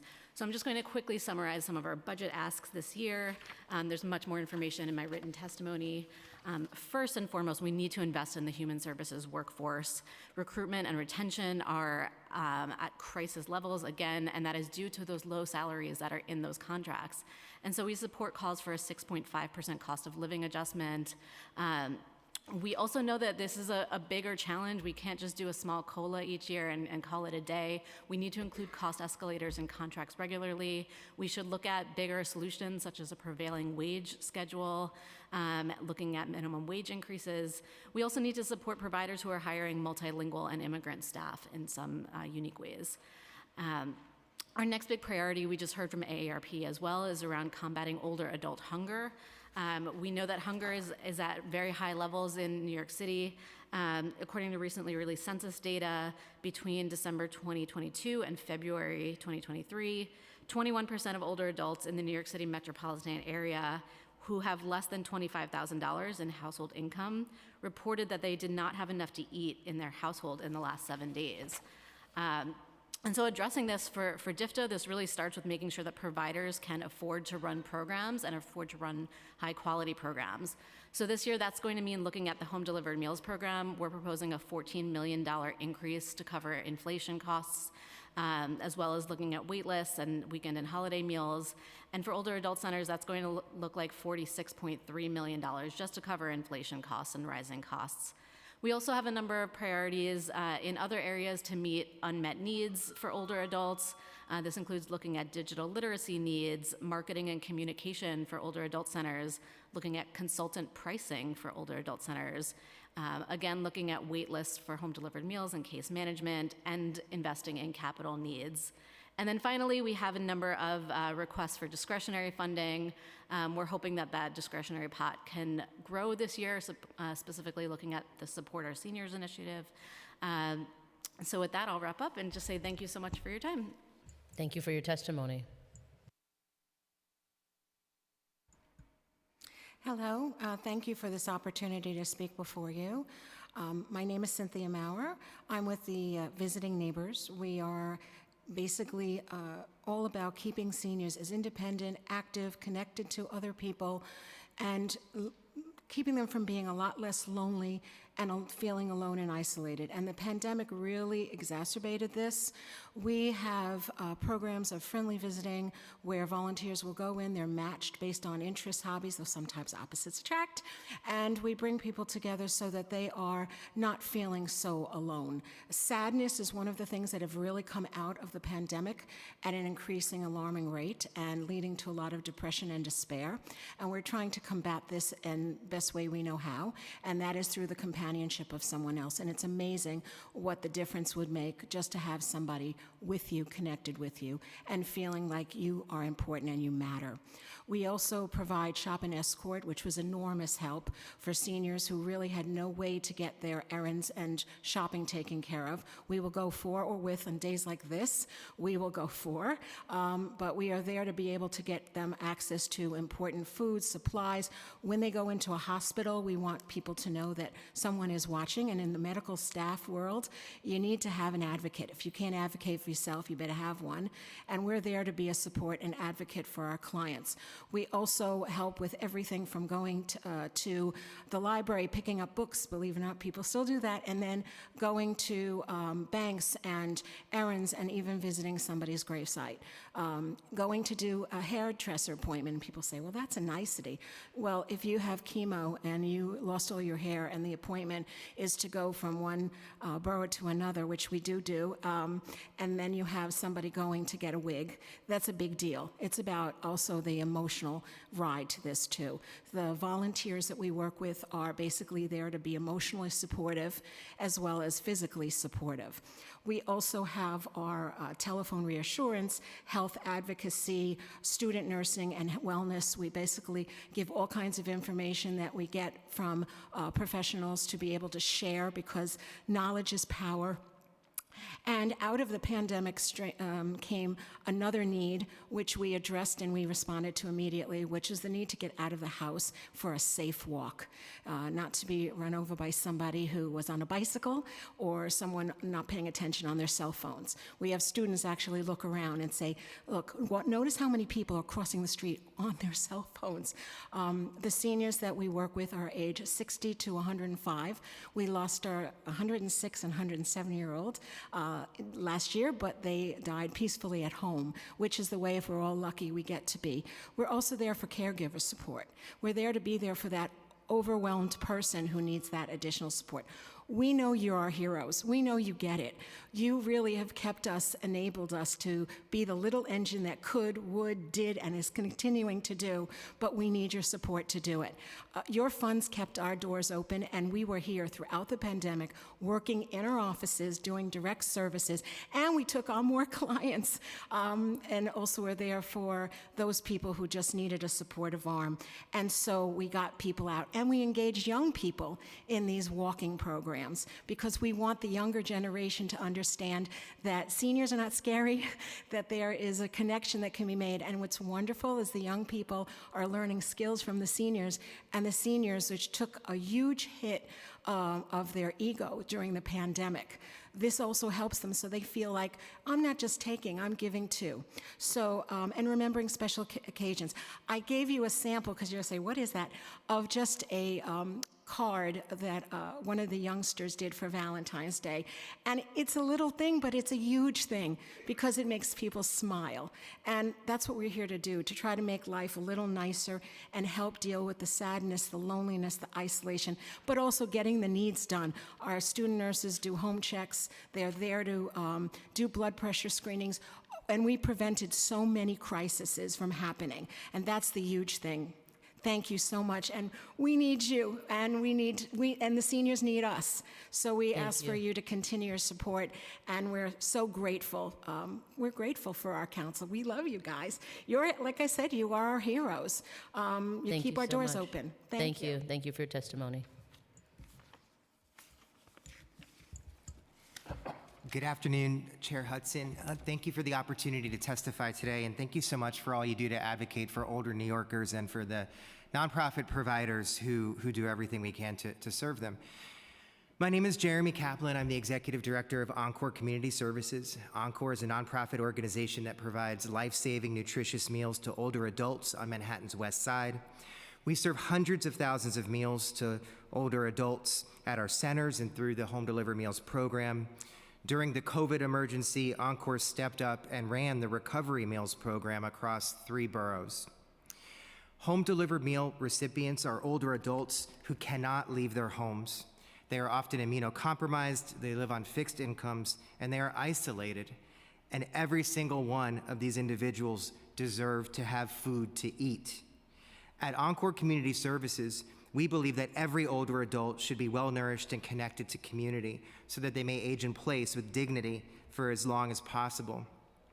Unfortunately, our ability to deliver on this mission for an Encore for Life is hampered by the cumulative effects of years of underinvestment in aging services. And I'm here today, Chair, to raise the alarm about the severe systemic risk to services for the aging. The sector's nonprofits are approaching a crisis, and some may even struggle with solvency if things do not change immediately.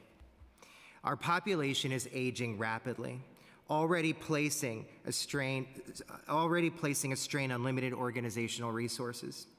At the same time, functional cuts to the NYC Aging Services are taking a further toll on our operations. We've seen the fastest and highest period of price increases in a generation and are being asked to do substantially more with substantially less. Operational costs have skyrocketed, including up to 90% increase in the cost of providing home-delivered meals and up to 20% increase in the cost of providing meals at our older adult centers. Yet the rate of reimbursement increases that we've seen this year don't even meet the minimum that we requested 2 years ago. Additionally, it has become imminently unsustainable to provide weekend meals. But we continue to do so because our clients often rely on us as their only source of food. To give you a sense of how dire the circumstances are, Encore Community Services has already maxed out our annual budget for meals, and we are one of the largest home-delivered meal providers in the city, and I know that we are not alone with that struggle. We urgently need the reimbursement rates to increase right now and retroactively and to continue into fiscal year 2024. Champions like Commissioner Cortez Vasquez have worked minor miracles. Time expired. The commissioner has worked minor miracles in years past to support nonprofits like Encore to serve older New Yorks, but we need a renewed investment. Minor miracles won't do it anymore. We urge the council and the administration to step in. We need New York City to truly make a long-term investment in older adults. Thank you for your time. Thank you so much for your testimony. Juan Carlos? Thank you. Thank you, Councilmember Hudson, so much for having us today. My name is Juan Carlos Salinas, and I'm the Director of Education at Jamaica Center for Arts and Learning. I'm here today to advocate for the SUCASA program. Since the inception of the SUCASA program, JCAL has established itself as a leading provider of artistic services for seniors throughout the entire borough of Queens. Whether it's finding their inner actor, dancer, musician, or creating visual art pieces that capture the legacy of their lives, our seniors, no matter their level of experience, develop and embrace their artistic powers. I have seen firsthand when a senior gets up from their chair and dances to the rhythm of Celia Cruz's La Vida es un Carnaval. I have seen our seniors belt at the top of their lungs as they sing in harmony, Let the Sun Shine In. I have also had the privilege of seeing our seniors create pieces of visual art based on their life story because they want a testament to the journey on this earth that will last forever. Sometimes it's as simple as creating a piece of jewelry that a senior will give to their grandchildren. Through our innovative program, Creative Aging, Life Through the Arts, seniors invigorate their physical and mental well-being with a routine of fine arts practices. These programs are only possible with the general support of the City Council. On behalf of JCAL, the JCAL family, and our 10 Senior Center partners, we want to thank you for your generous support. And as we just heard on Sunday, no one has ever passed their prime. The cultural community respectfully requests that the $40 million added at adoption in fiscal year 23 be restored and baseline. We request an additional $10 million to be split evenly between the CIGs and our program groom partners to help create more sustainable stability and equity within the sector. Finally, we ask for a full restoration of all cultural council initiatives. Thank you, Councilmember Hudson. Thank you so much for your testimony. Thank you very much to this panel. At this time, we're going to be moving to a virtual panel. We're going to be hearing from Farhana Hussain, Ravi Reddy, and Jeanette Estima. As a reminder, for those testifying virtually, please wait for the Sergeant at Arms to call time before you begin your testimony, and you will each have 3 minutes. We will start with Farhana Hussain, please. Starting time. Good afternoon to Committee on Aging Chair Hudson, council members, staff, and all who are present in today's hearing. I'm speaking on behalf of India Home, a Queens-based nonprofit dedicated to serving vulnerable South Asian and Indo-Caribbean older adults across New York City. Since 2007, we have touched the lives of over 5,000 older adults through our culturally competent congregate meals program, creative aging and education services, case management, mental health services, and advocacy opportunities. Over the past 2 years, accessible transportation has been one of the highest priority needs of our seniors. Since August 2022, we have primarily relied upon DEFTA's Access a Ride paratransit services to meet the transportation needs of our clients. While accessing this service is relatively easy, many elders in our community have a challenging time navigating the Access a Ride booking processes and policies on their own, and sometimes experience poor quality service. One of our seniors, for example, was recently prevented from boarding her Access a Ride trip because she arrived 3 minutes later than the scheduled time and was recorded as a no-show, even though there is a minimum 5-minute wait time for passengers to board the vehicle. She ended up missing her doctor's appointment that day and had to wait until a few weeks later for a new doctor's appointment. Another major need of our seniors is access to greater food security and nutrition. In 2022, we provided over 7,900 halal and vegetarian home-delivered meals and over 7,400 congregate meals. Our culturally tailored food program is highly utilized among the seniors we serve, helping many to have the daily nourishment and nutrition intake they need in order to stay healthy.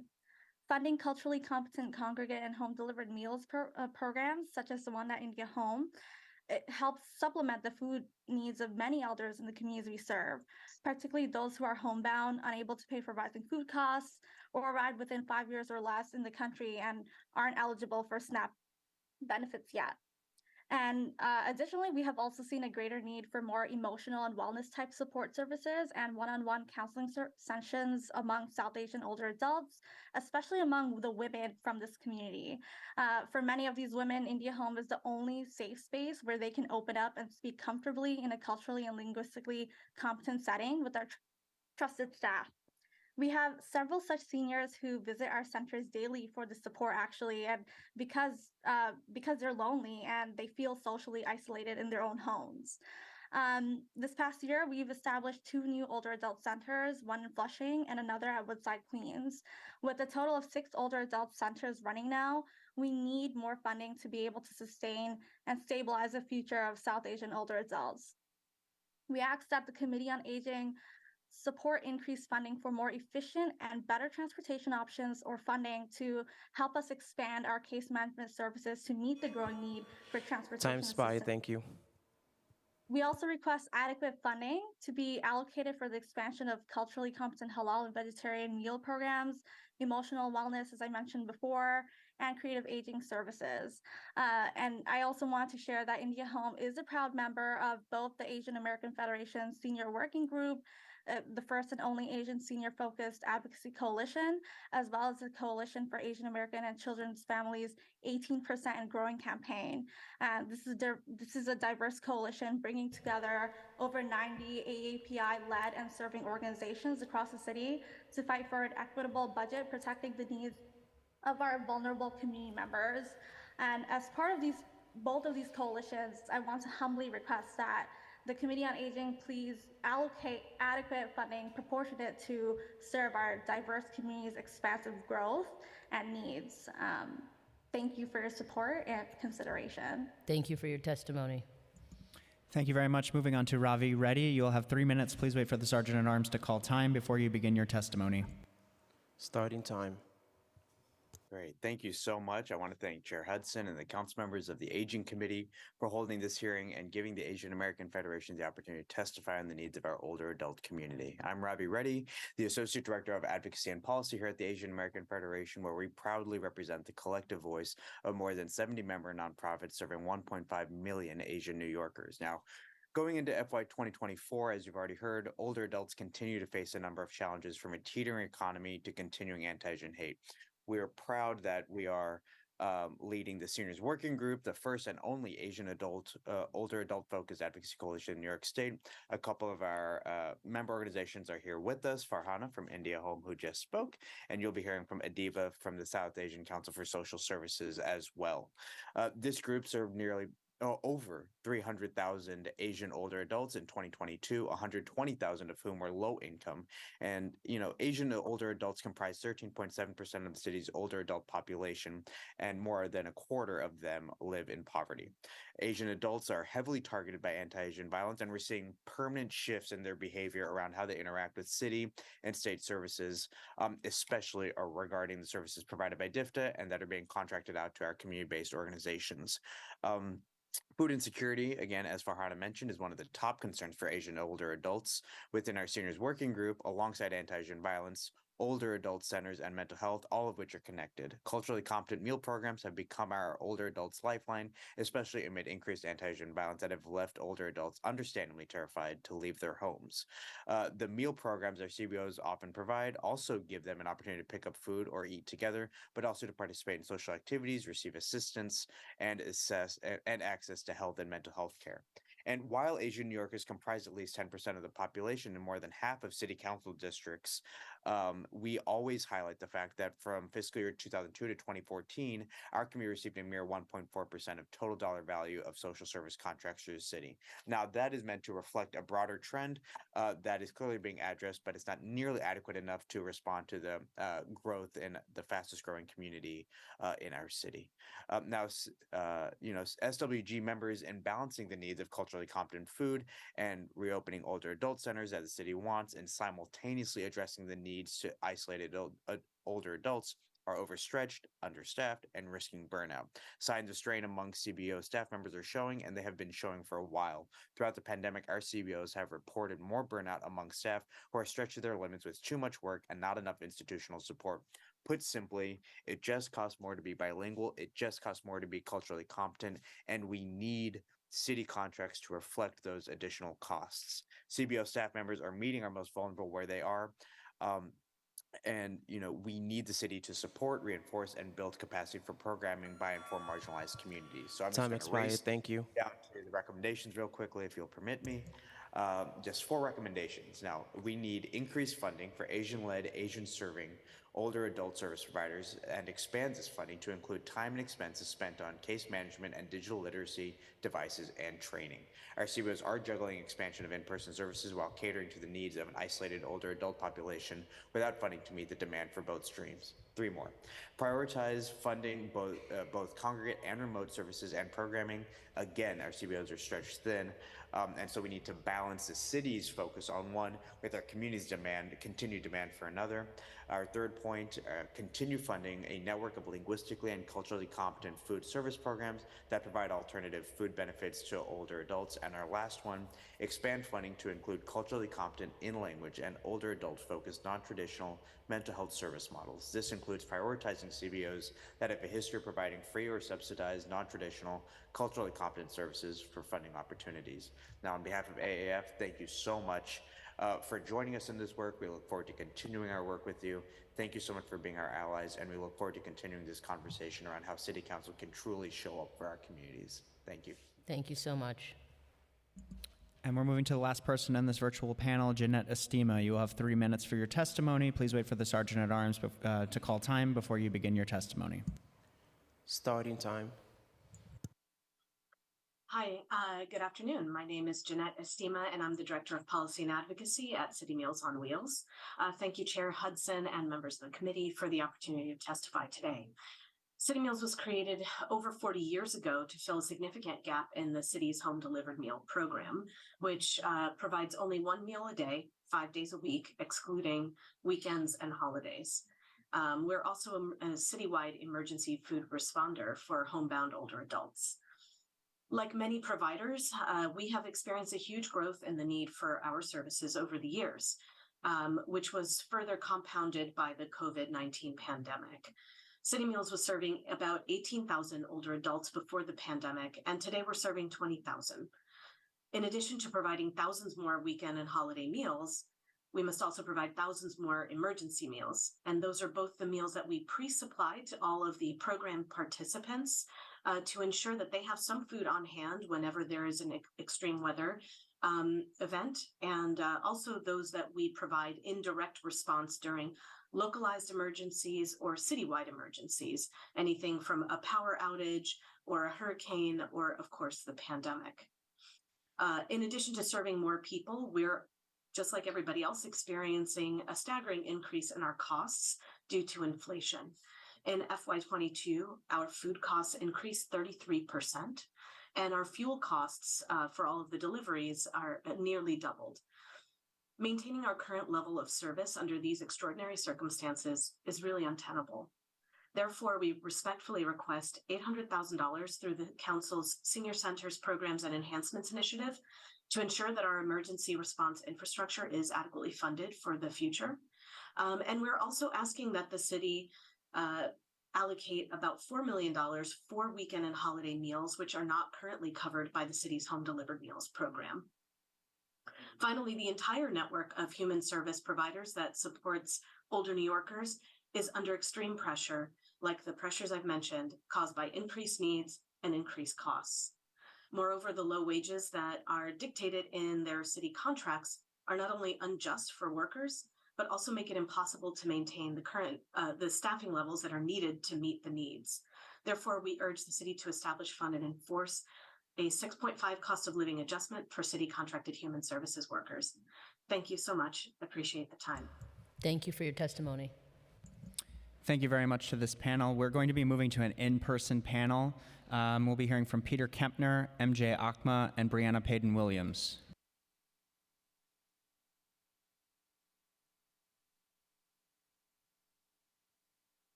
Brianna, we can start with you, and then we'll just move down the table. Just a reminder, you'll each have 3 minutes for your testimony. Thank you. Hi, my name is Brianna Payden-Williams. I'm the Communications and Policy Associate at Live On New York. Thank you for the opportunity to testify, and thank you to Aging Chair Hudson for holding this hearing today. Live On New York's members include more than 110 community-based nonprofits, including a number who are testifying today, like Encore Community Services, SAGE, and the New York Foundation for Senior Centers, or Senior Citizens, excuse me. And they provide core services which allow all New Yorkers to thrive in our community as we age. Aging services are essential, with over 1.8 million older adults living in New York City. Yet older adults have not been prioritized by the city, despite an essential human services workforce providing critical services that provide the necessary support for older adults to age in community. Over the past year, community-based organizations have been faced with significant inflationary costs for raw food, gas, and other items, coupled with a growing wait list for aging services that does not have the equitable funding from the city to meet the growing demand for community-based services. The lack of prioritization is evident in the proposed cuts to NYC Aging, or DFTA, despite the increased demand for aging services. Rather than cuts, it's time to invest in older adults and for the city to just pay human service workers. And we offer the following investments to truly build an equitable city for all ages. First, the city must just pay all human service workers a livable and equitable wage. Poverty-level government contracts have left human service workers severely underpaid for years, and this workforce that is comprised mainly of women and people of color have kept New York City afloat throughout the pandemic, yet the wages of these workers have remained stagnant despite the rising cost of living in New York City. And so we ask the city to fund and establish and enforce a 6.5 cost of living adjustment for all human services contracts. Secondly, we ask for 64.8 million, in additional funding to combat hunger among older adults. And as we've heard today, that includes 14 million to address the inflation costs for home delivered meals, as well as 46 million to address the inflation costs for congregate meals at older adult centers. And we found in a recent study through our members and providers that they've experienced an average of a 27% increase in the cost per meal in comparison to last year in 2022. And for some organizations, like we've heard from Encore Community Services, they've run out of food to continue to sustain the capacity of community services. And in addition to that, we also asked for $4 million to support the weekend and home delivered meals as mentioned by City Meals on Wheels.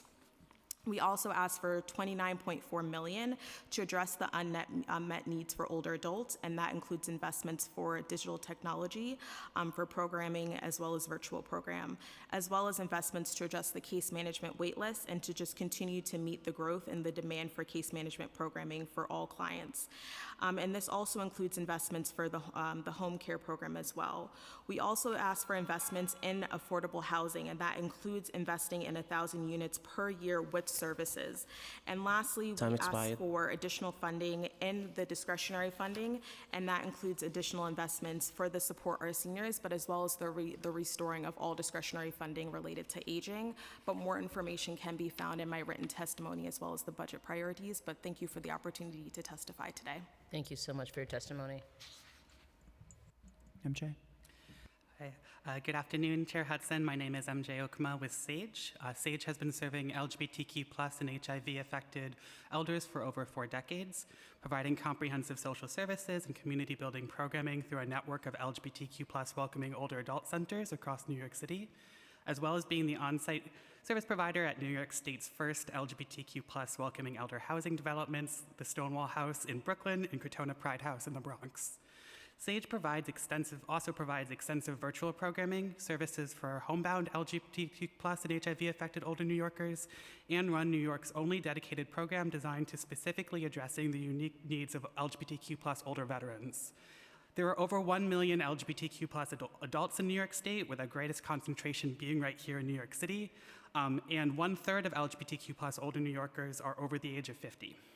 The number of New Yorkers aging with HIV is also growing rapidly, with 73% of New Yorkers living with HIV estimated to be over the age of 50 by 2030. Yet at the same time of rapidly growing needs, LGBTQ+ elders are often invisible, disconnected from services, and severely isolated without traditional biological family support. They're far more likely to live alone and less likely to rely on adult children or other family members for informal caregiving. In fact, 25% of SAGE's constituents reported having no one else to call during an emergency but SAGE. Because of thin support networks, LGBTQ+ elders and older people living with HIV rely more heavily on community service providers, yet they're often distrustful providers after a long history of stigma and compounding discrimination. For many of these elders, the City Council's LGBT Senior Services in Every Borough initiative is their lifeline. Last fiscal year, the New York City Council made history with the first ever enhancement to this initiative since it was created in fiscal year 15. The $255,000 enhancement helped fuel the growing demand for LGBTQ+ services by directly funding Griot Circle, New York City's only staffed organization specifically serving LGBTQ+ elders of color, while maintaining SAGE's funding. It is critical that the fiscal year 24 budget renews funding for the LGBTQ Senior Services in Every Borough initiative at the new fiscal year 23 levels to continue to support the vital work of both organizations. SAGE is seeking a renewal of $1,155,000 under this vital initiative. We are also seeking funding renewals to support our dedicated services for LGBTQ+ older veterans, mental health services for homebound elders, and care management services. More details about those initiatives and requests can be found in my written testimony. Thank you so much, Chair Hudson, for your work championing this initiative. We look forward to working with you in your office. Thank you so much. Good afternoon. My name is Peter Kempner, and I'm the Legal Director and Senior Law Project Director at Volunteers of Legal Service, also known as VOLS. VOLS's biggest project is our Senior Law Project, which serves low-income New Yorkers age 60 plus, primarily by providing last wills and testaments, powers of attorney, healthcare proxies, and other critical advance directives. These life planning documents enable our clients to properly prepare for possible incapacity and death. They allow our clients to maintain income, avoid homelessness, ensure that their dying wishes are fulfilled, and empower our clients' caregivers to be able to obtain services necessary for our clients to access health care and age in place in the community. While we strongly believe that all older adults should have the right documents in place as they age, we have several initiatives that focus on vulnerable subsets of the older adult population in New York City. These include veterans, Spanish-speaking elders, women identifying elders, and LGBTQIA+ older adults as well. We've created these initiatives because we know that it is important to deliver culturally competent services that are tailored to the communities that we seek to serve.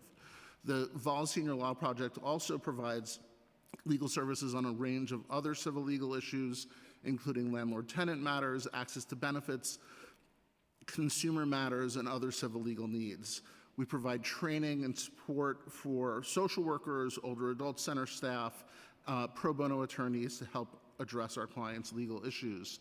And another important part of our program is our efforts to educate older adult New Yorkers and their caregivers about the value of planning for the future and how to obtain free legal services. We've heard from so many important services this morning, but one thing that I haven't heard is the importance of legal services. Legal services providers stand up with our seniors when they are facing eviction in housing court. They ensure that they aren't improperly denied benefits, and they help them plan for the future. Sadly, too few seniors have properly planned for their futures. Among the U.S. population, it is estimated that only 1/3 of seniors have an advance directives. Many low-income older New Yorkers think that because they don't have resources or wealth to pass on to the next generation, that they don't need to have advance directives in place. Instead of thinking about planning for the future in these terms, we encourage our clients to think about protecting what they have and accessing what they may need during their lifetime. There are many examples that you could see in my testimony about why these documents are so critical, but we want to ensure that our clients and their caregivers have all of the tools that they need in their toolbox. Time expired. That in order for these older adults to age in place in the community. That is why the City Council's financial support for our program is so critical, and we want to thank the Council for the funding that we've been given to provide these free legal services to our clients. Thank you. Thank you so much for your testimony. Thank you very much to this panel. We're going to be moving to a virtual panel. Paul Nagel, Adiba Chowdhury, and Josh Bentley. As a reminder, you'll each have 3 minutes for your testimony. Please wait for the Sergeant at Arms to call time before you begin. We will start with Paul Nagel. Starting time.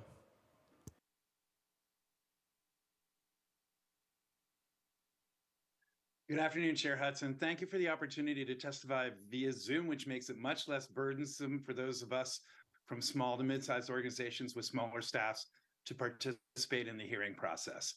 My name is Paul Nagel. I'm the Executive Director of Stonewall Community Development Corporation. Our mission is to see New York City's LGBTQ older adults in welcoming housing with access to health and mental health care services that meet their unique needs. The subject of my testimony is the imperative for digital inclusion of the most fragile aging populations.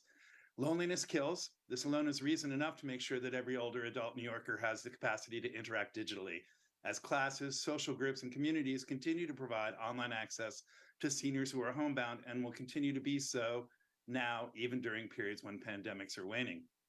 What about isolated older adults living with cognitive, oral, or visual impairments? New assistive technologies can help them participate, but how do we find these people, reach them, introduce them to these assistive technologies, and help them acquire them? Further, it's not just about alleviating loneliness.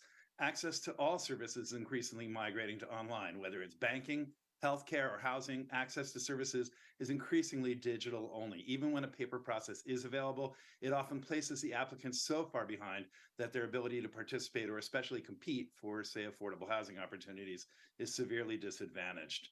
Online access is the basic foundation for getting connected, and efforts have correctly focused on achieving this first critical step.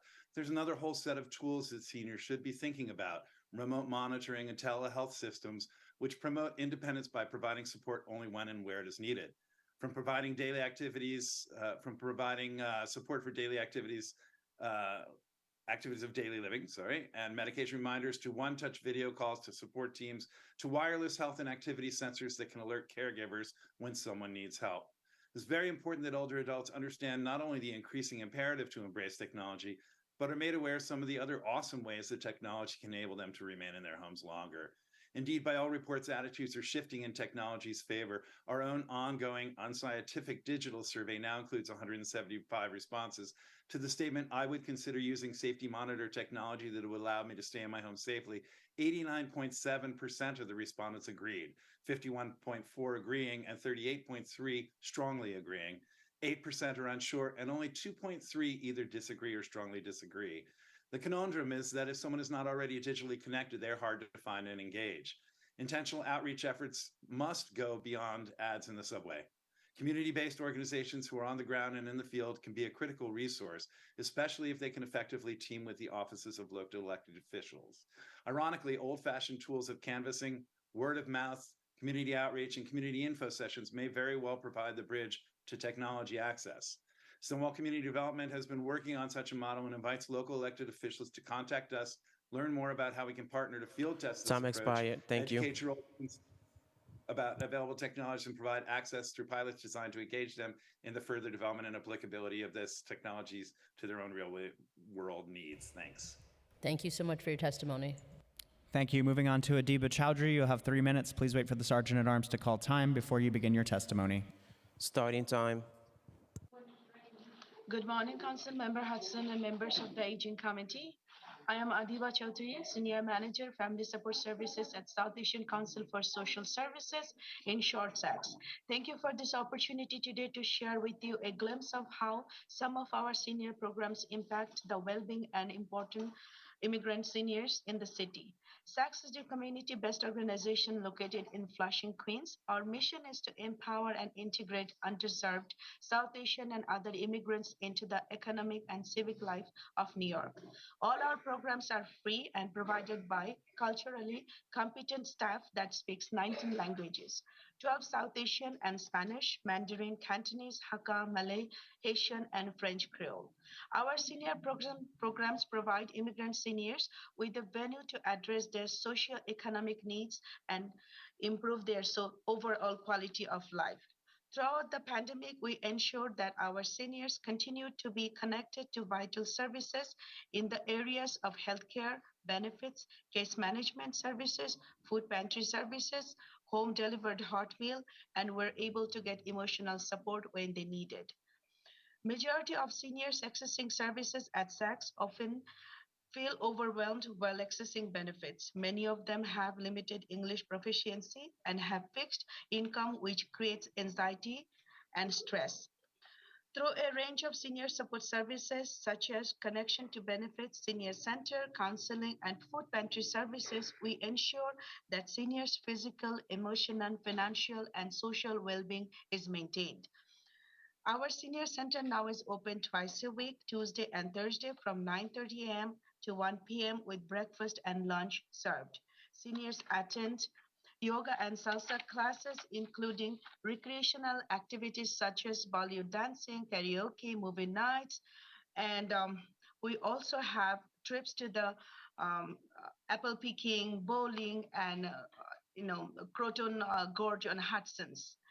We help clients with the access right so they can maintain their visit to the therapist, the PCP, and even to our senior center. In 2022, we served over 10,500 seniors through all our programs, which includes Connection to Healthcare Access and other benefits, food pantry services, mental health counseling, legal information clinic, and English and computer classes. Please support our seniors and the Geriatric Mental Health Initiative. Thank you so much for your support and the time. Thank you for your testimony. Thank you. We'll be moving on to Josh Bentley. You'll have 3 minutes for your testimony. Please wait for the Sergeant at Arms to call time before you begin. Starting time. Good afternoon, council members. My name is Josh Bentley, and I am a Grants and Advocacy Coordinator with Korean Community Services. Thank you very much to the Committee on Aging for holding this hearing and providing the opportunity to testify today. I especially want to thank Chairperson Crystal Hudson, Council Members Christopher Marty, Kristen Richardson Jordan, Eric Dinowitz, Linda Lee, Lynn Schulman, and Darlene Mealy for hearing the testimonies today. Korean Community Services of Metropolitan New York is a proud member of the 18% and Growing campaign, which is a critical and diverse citywide campaign uniting over 90 AAPI-led and serving organizations across New York City to fight for a fair and equitable budget, that protects the needs of our most vulnerable community members. We advocate as a collective in solidarity to hold New York City accountable in providing the necessary resources to serve and empower the diverse needs of all AAPI New Yorkers and other communities of color as we are building a community too powerful to ignore. Korean Community Services has served the Korean immigrant and Korean American communities in New York City for 50 years. Our organization began as a hub for new Korean immigrants to find stability in their new lives in New York City.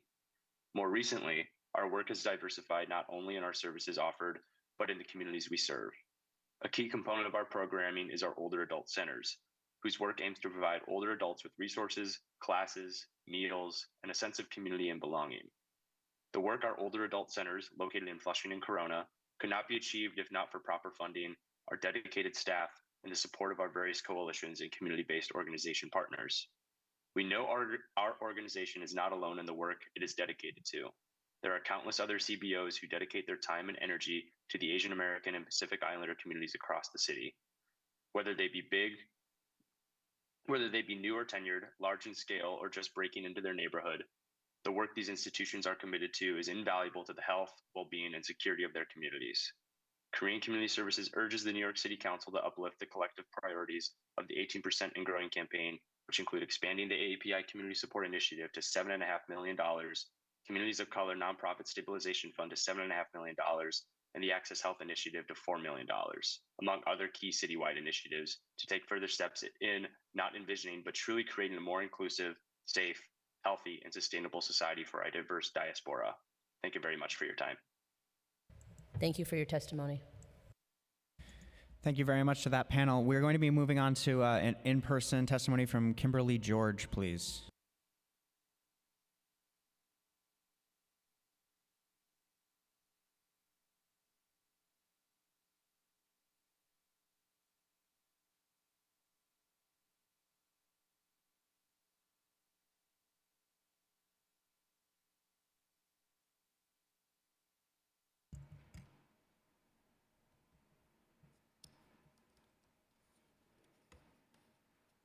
You can proceed. Great, thank you. Thank you, Chair Hudson and committee members for the opportunity to present today. As Chair Hudson knows, I'm Kimberly George and the president and CEO of Project Guardianship.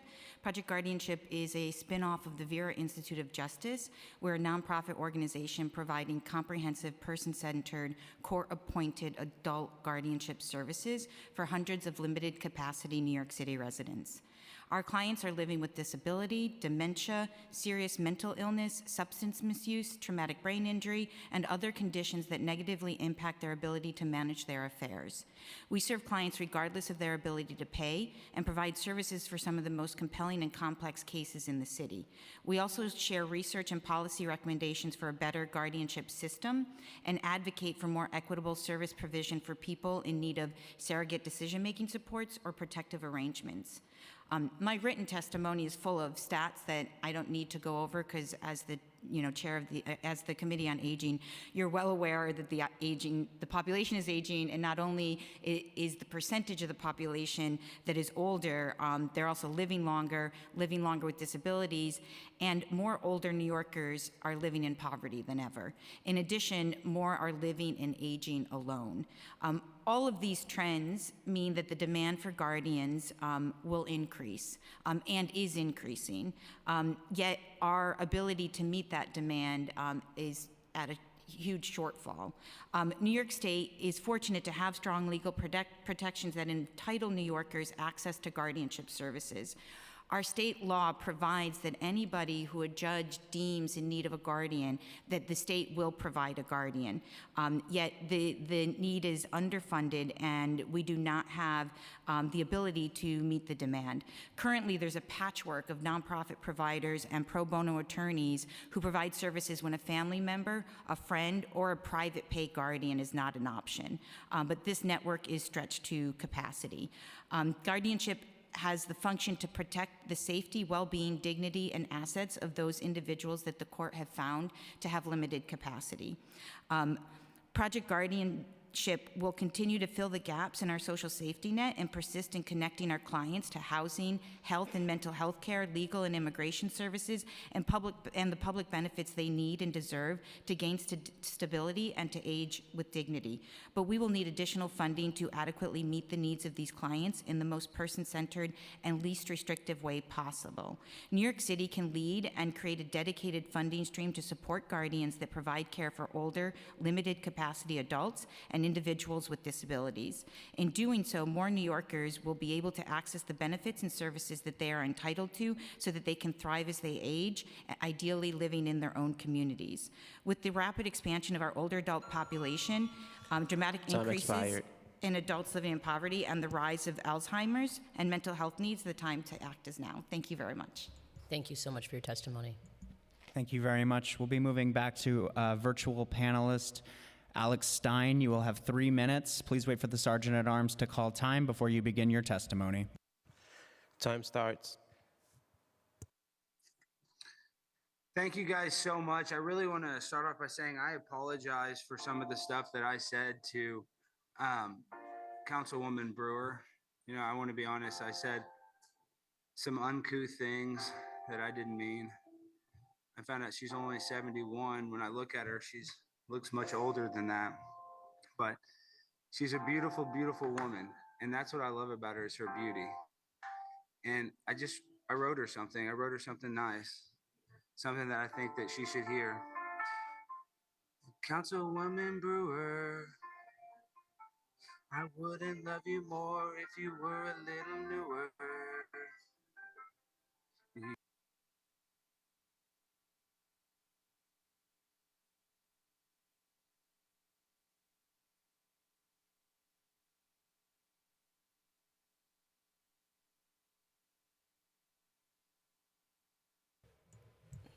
We're going to move on to the next witness. Okay, thank you. At this time, I'm going to call names of folks who were not present but did register.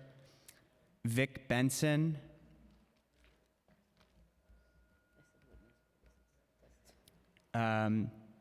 Carrie Bloss. Lloyd Feng. Greg Morris. Eleanor Carter. Siobhan Noboa. Juan Calcutta.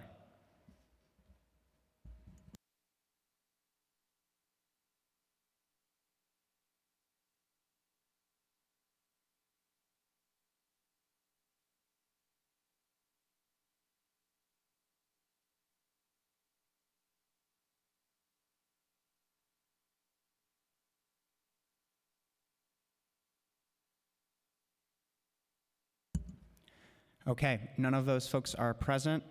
At this time, is there anyone in the room who wishes to testify who has not done so yet? Seeing none. At this time, if there's anyone who wishes to testify virtually that did not have their name called, please indicate that you would like to testify using the Zoom raise hand function.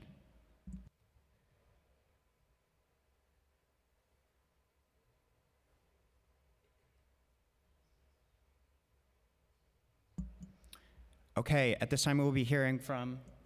I think somebody has... Yeah, there's two. At this time we will be hearing from Eleni DeCiervo. You'll have 3 minutes. Please wait for the Sergeant at Arms to call time before you begin. Starting time. Great. Good afternoon, Chair Hudson and members of the Committee on Aging. Thank you for offering this space to address the critical need for city investments for older adults. My name is Eleni DeCiervo. I am testifying on behalf of Lincoln Center as the Senior Director of Government Relations. When the administration discusses an age-inclusive city and aging in place, culture and the arts must be part of that conversation as the key to a healthy older adult population. This is in addition to the services many of my colleagues in the nonprofit sector testified to today. A 2021 CUNY Graduate Center study reports that the population of adults ages 65 and older in New York City is expected to jump 40% by 2040, especially as New Yorkers are living longer.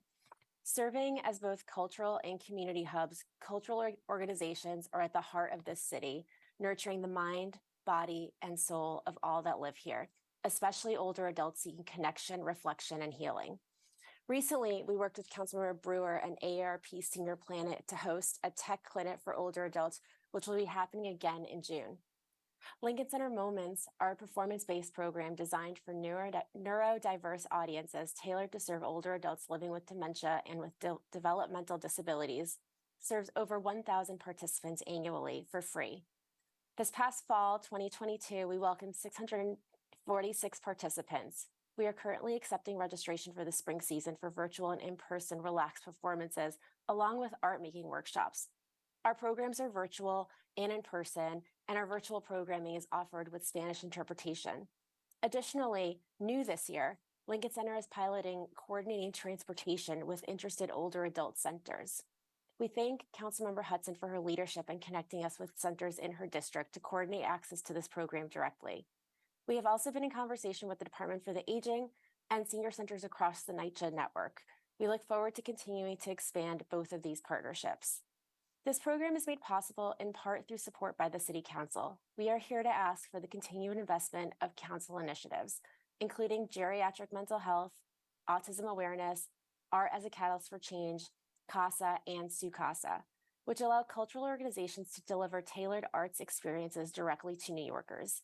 Additionally, the cultural community respectfully requests that the $40 million at adoption in fiscal year 23 be restored and baselined, with a new request of $10 million to help create more stability and equity within the sector.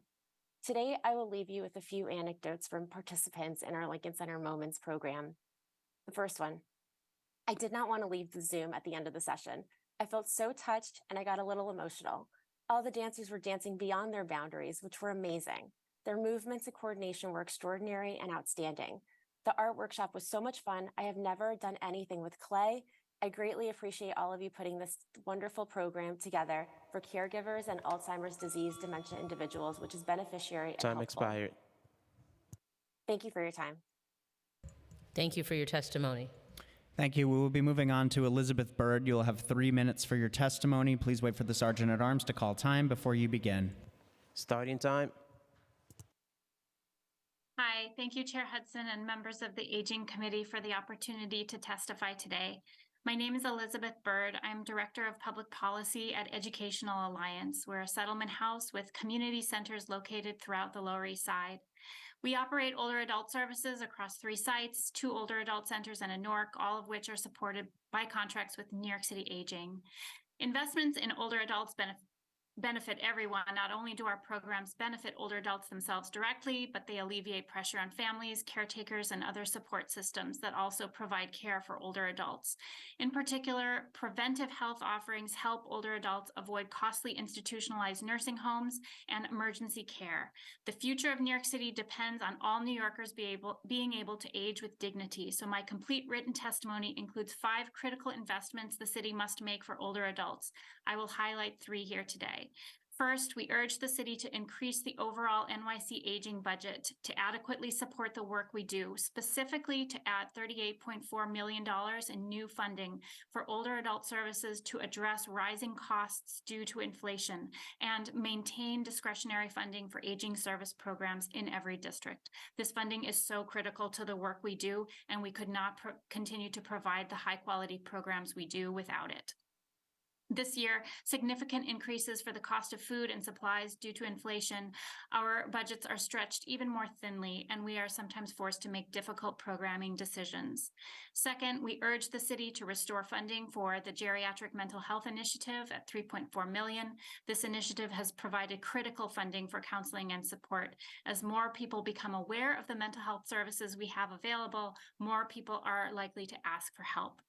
And lastly, we urge the city to increase funding for NORCs and create more affordable senior housing. NORCs are a proven model for helping older adults live independently in their own homes and communities, but our NORCs have not had a recent budget increase and struggle with increased costs due to inflation. Thank you so much for the opportunity to testify today. Thank you so much for your testimony. Thank you very much. At this time, if there's anyone else who wishes to testify virtually, who has not had their name called and would like to testify, please indicate so using the Zoom raise hand function.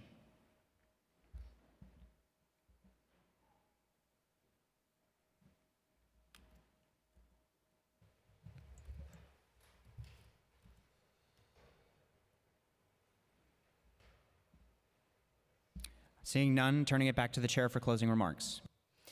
Thank you so much. First, I want to thank everyone who has come both in person and virtually to testify today. We know that our needs increase as we get older, and I just want to reiterate from my opening statement that serving almost a fifth of the city's population, the department's budget continues to account for less than 1/2 of 1% of the city's overall budget. By 2040, the city's older adult population is projected to increase to 1.86 million, which represents a 48.5% increase from 2000. Yet this population is served by the agency with the smallest operating budget of any city agency.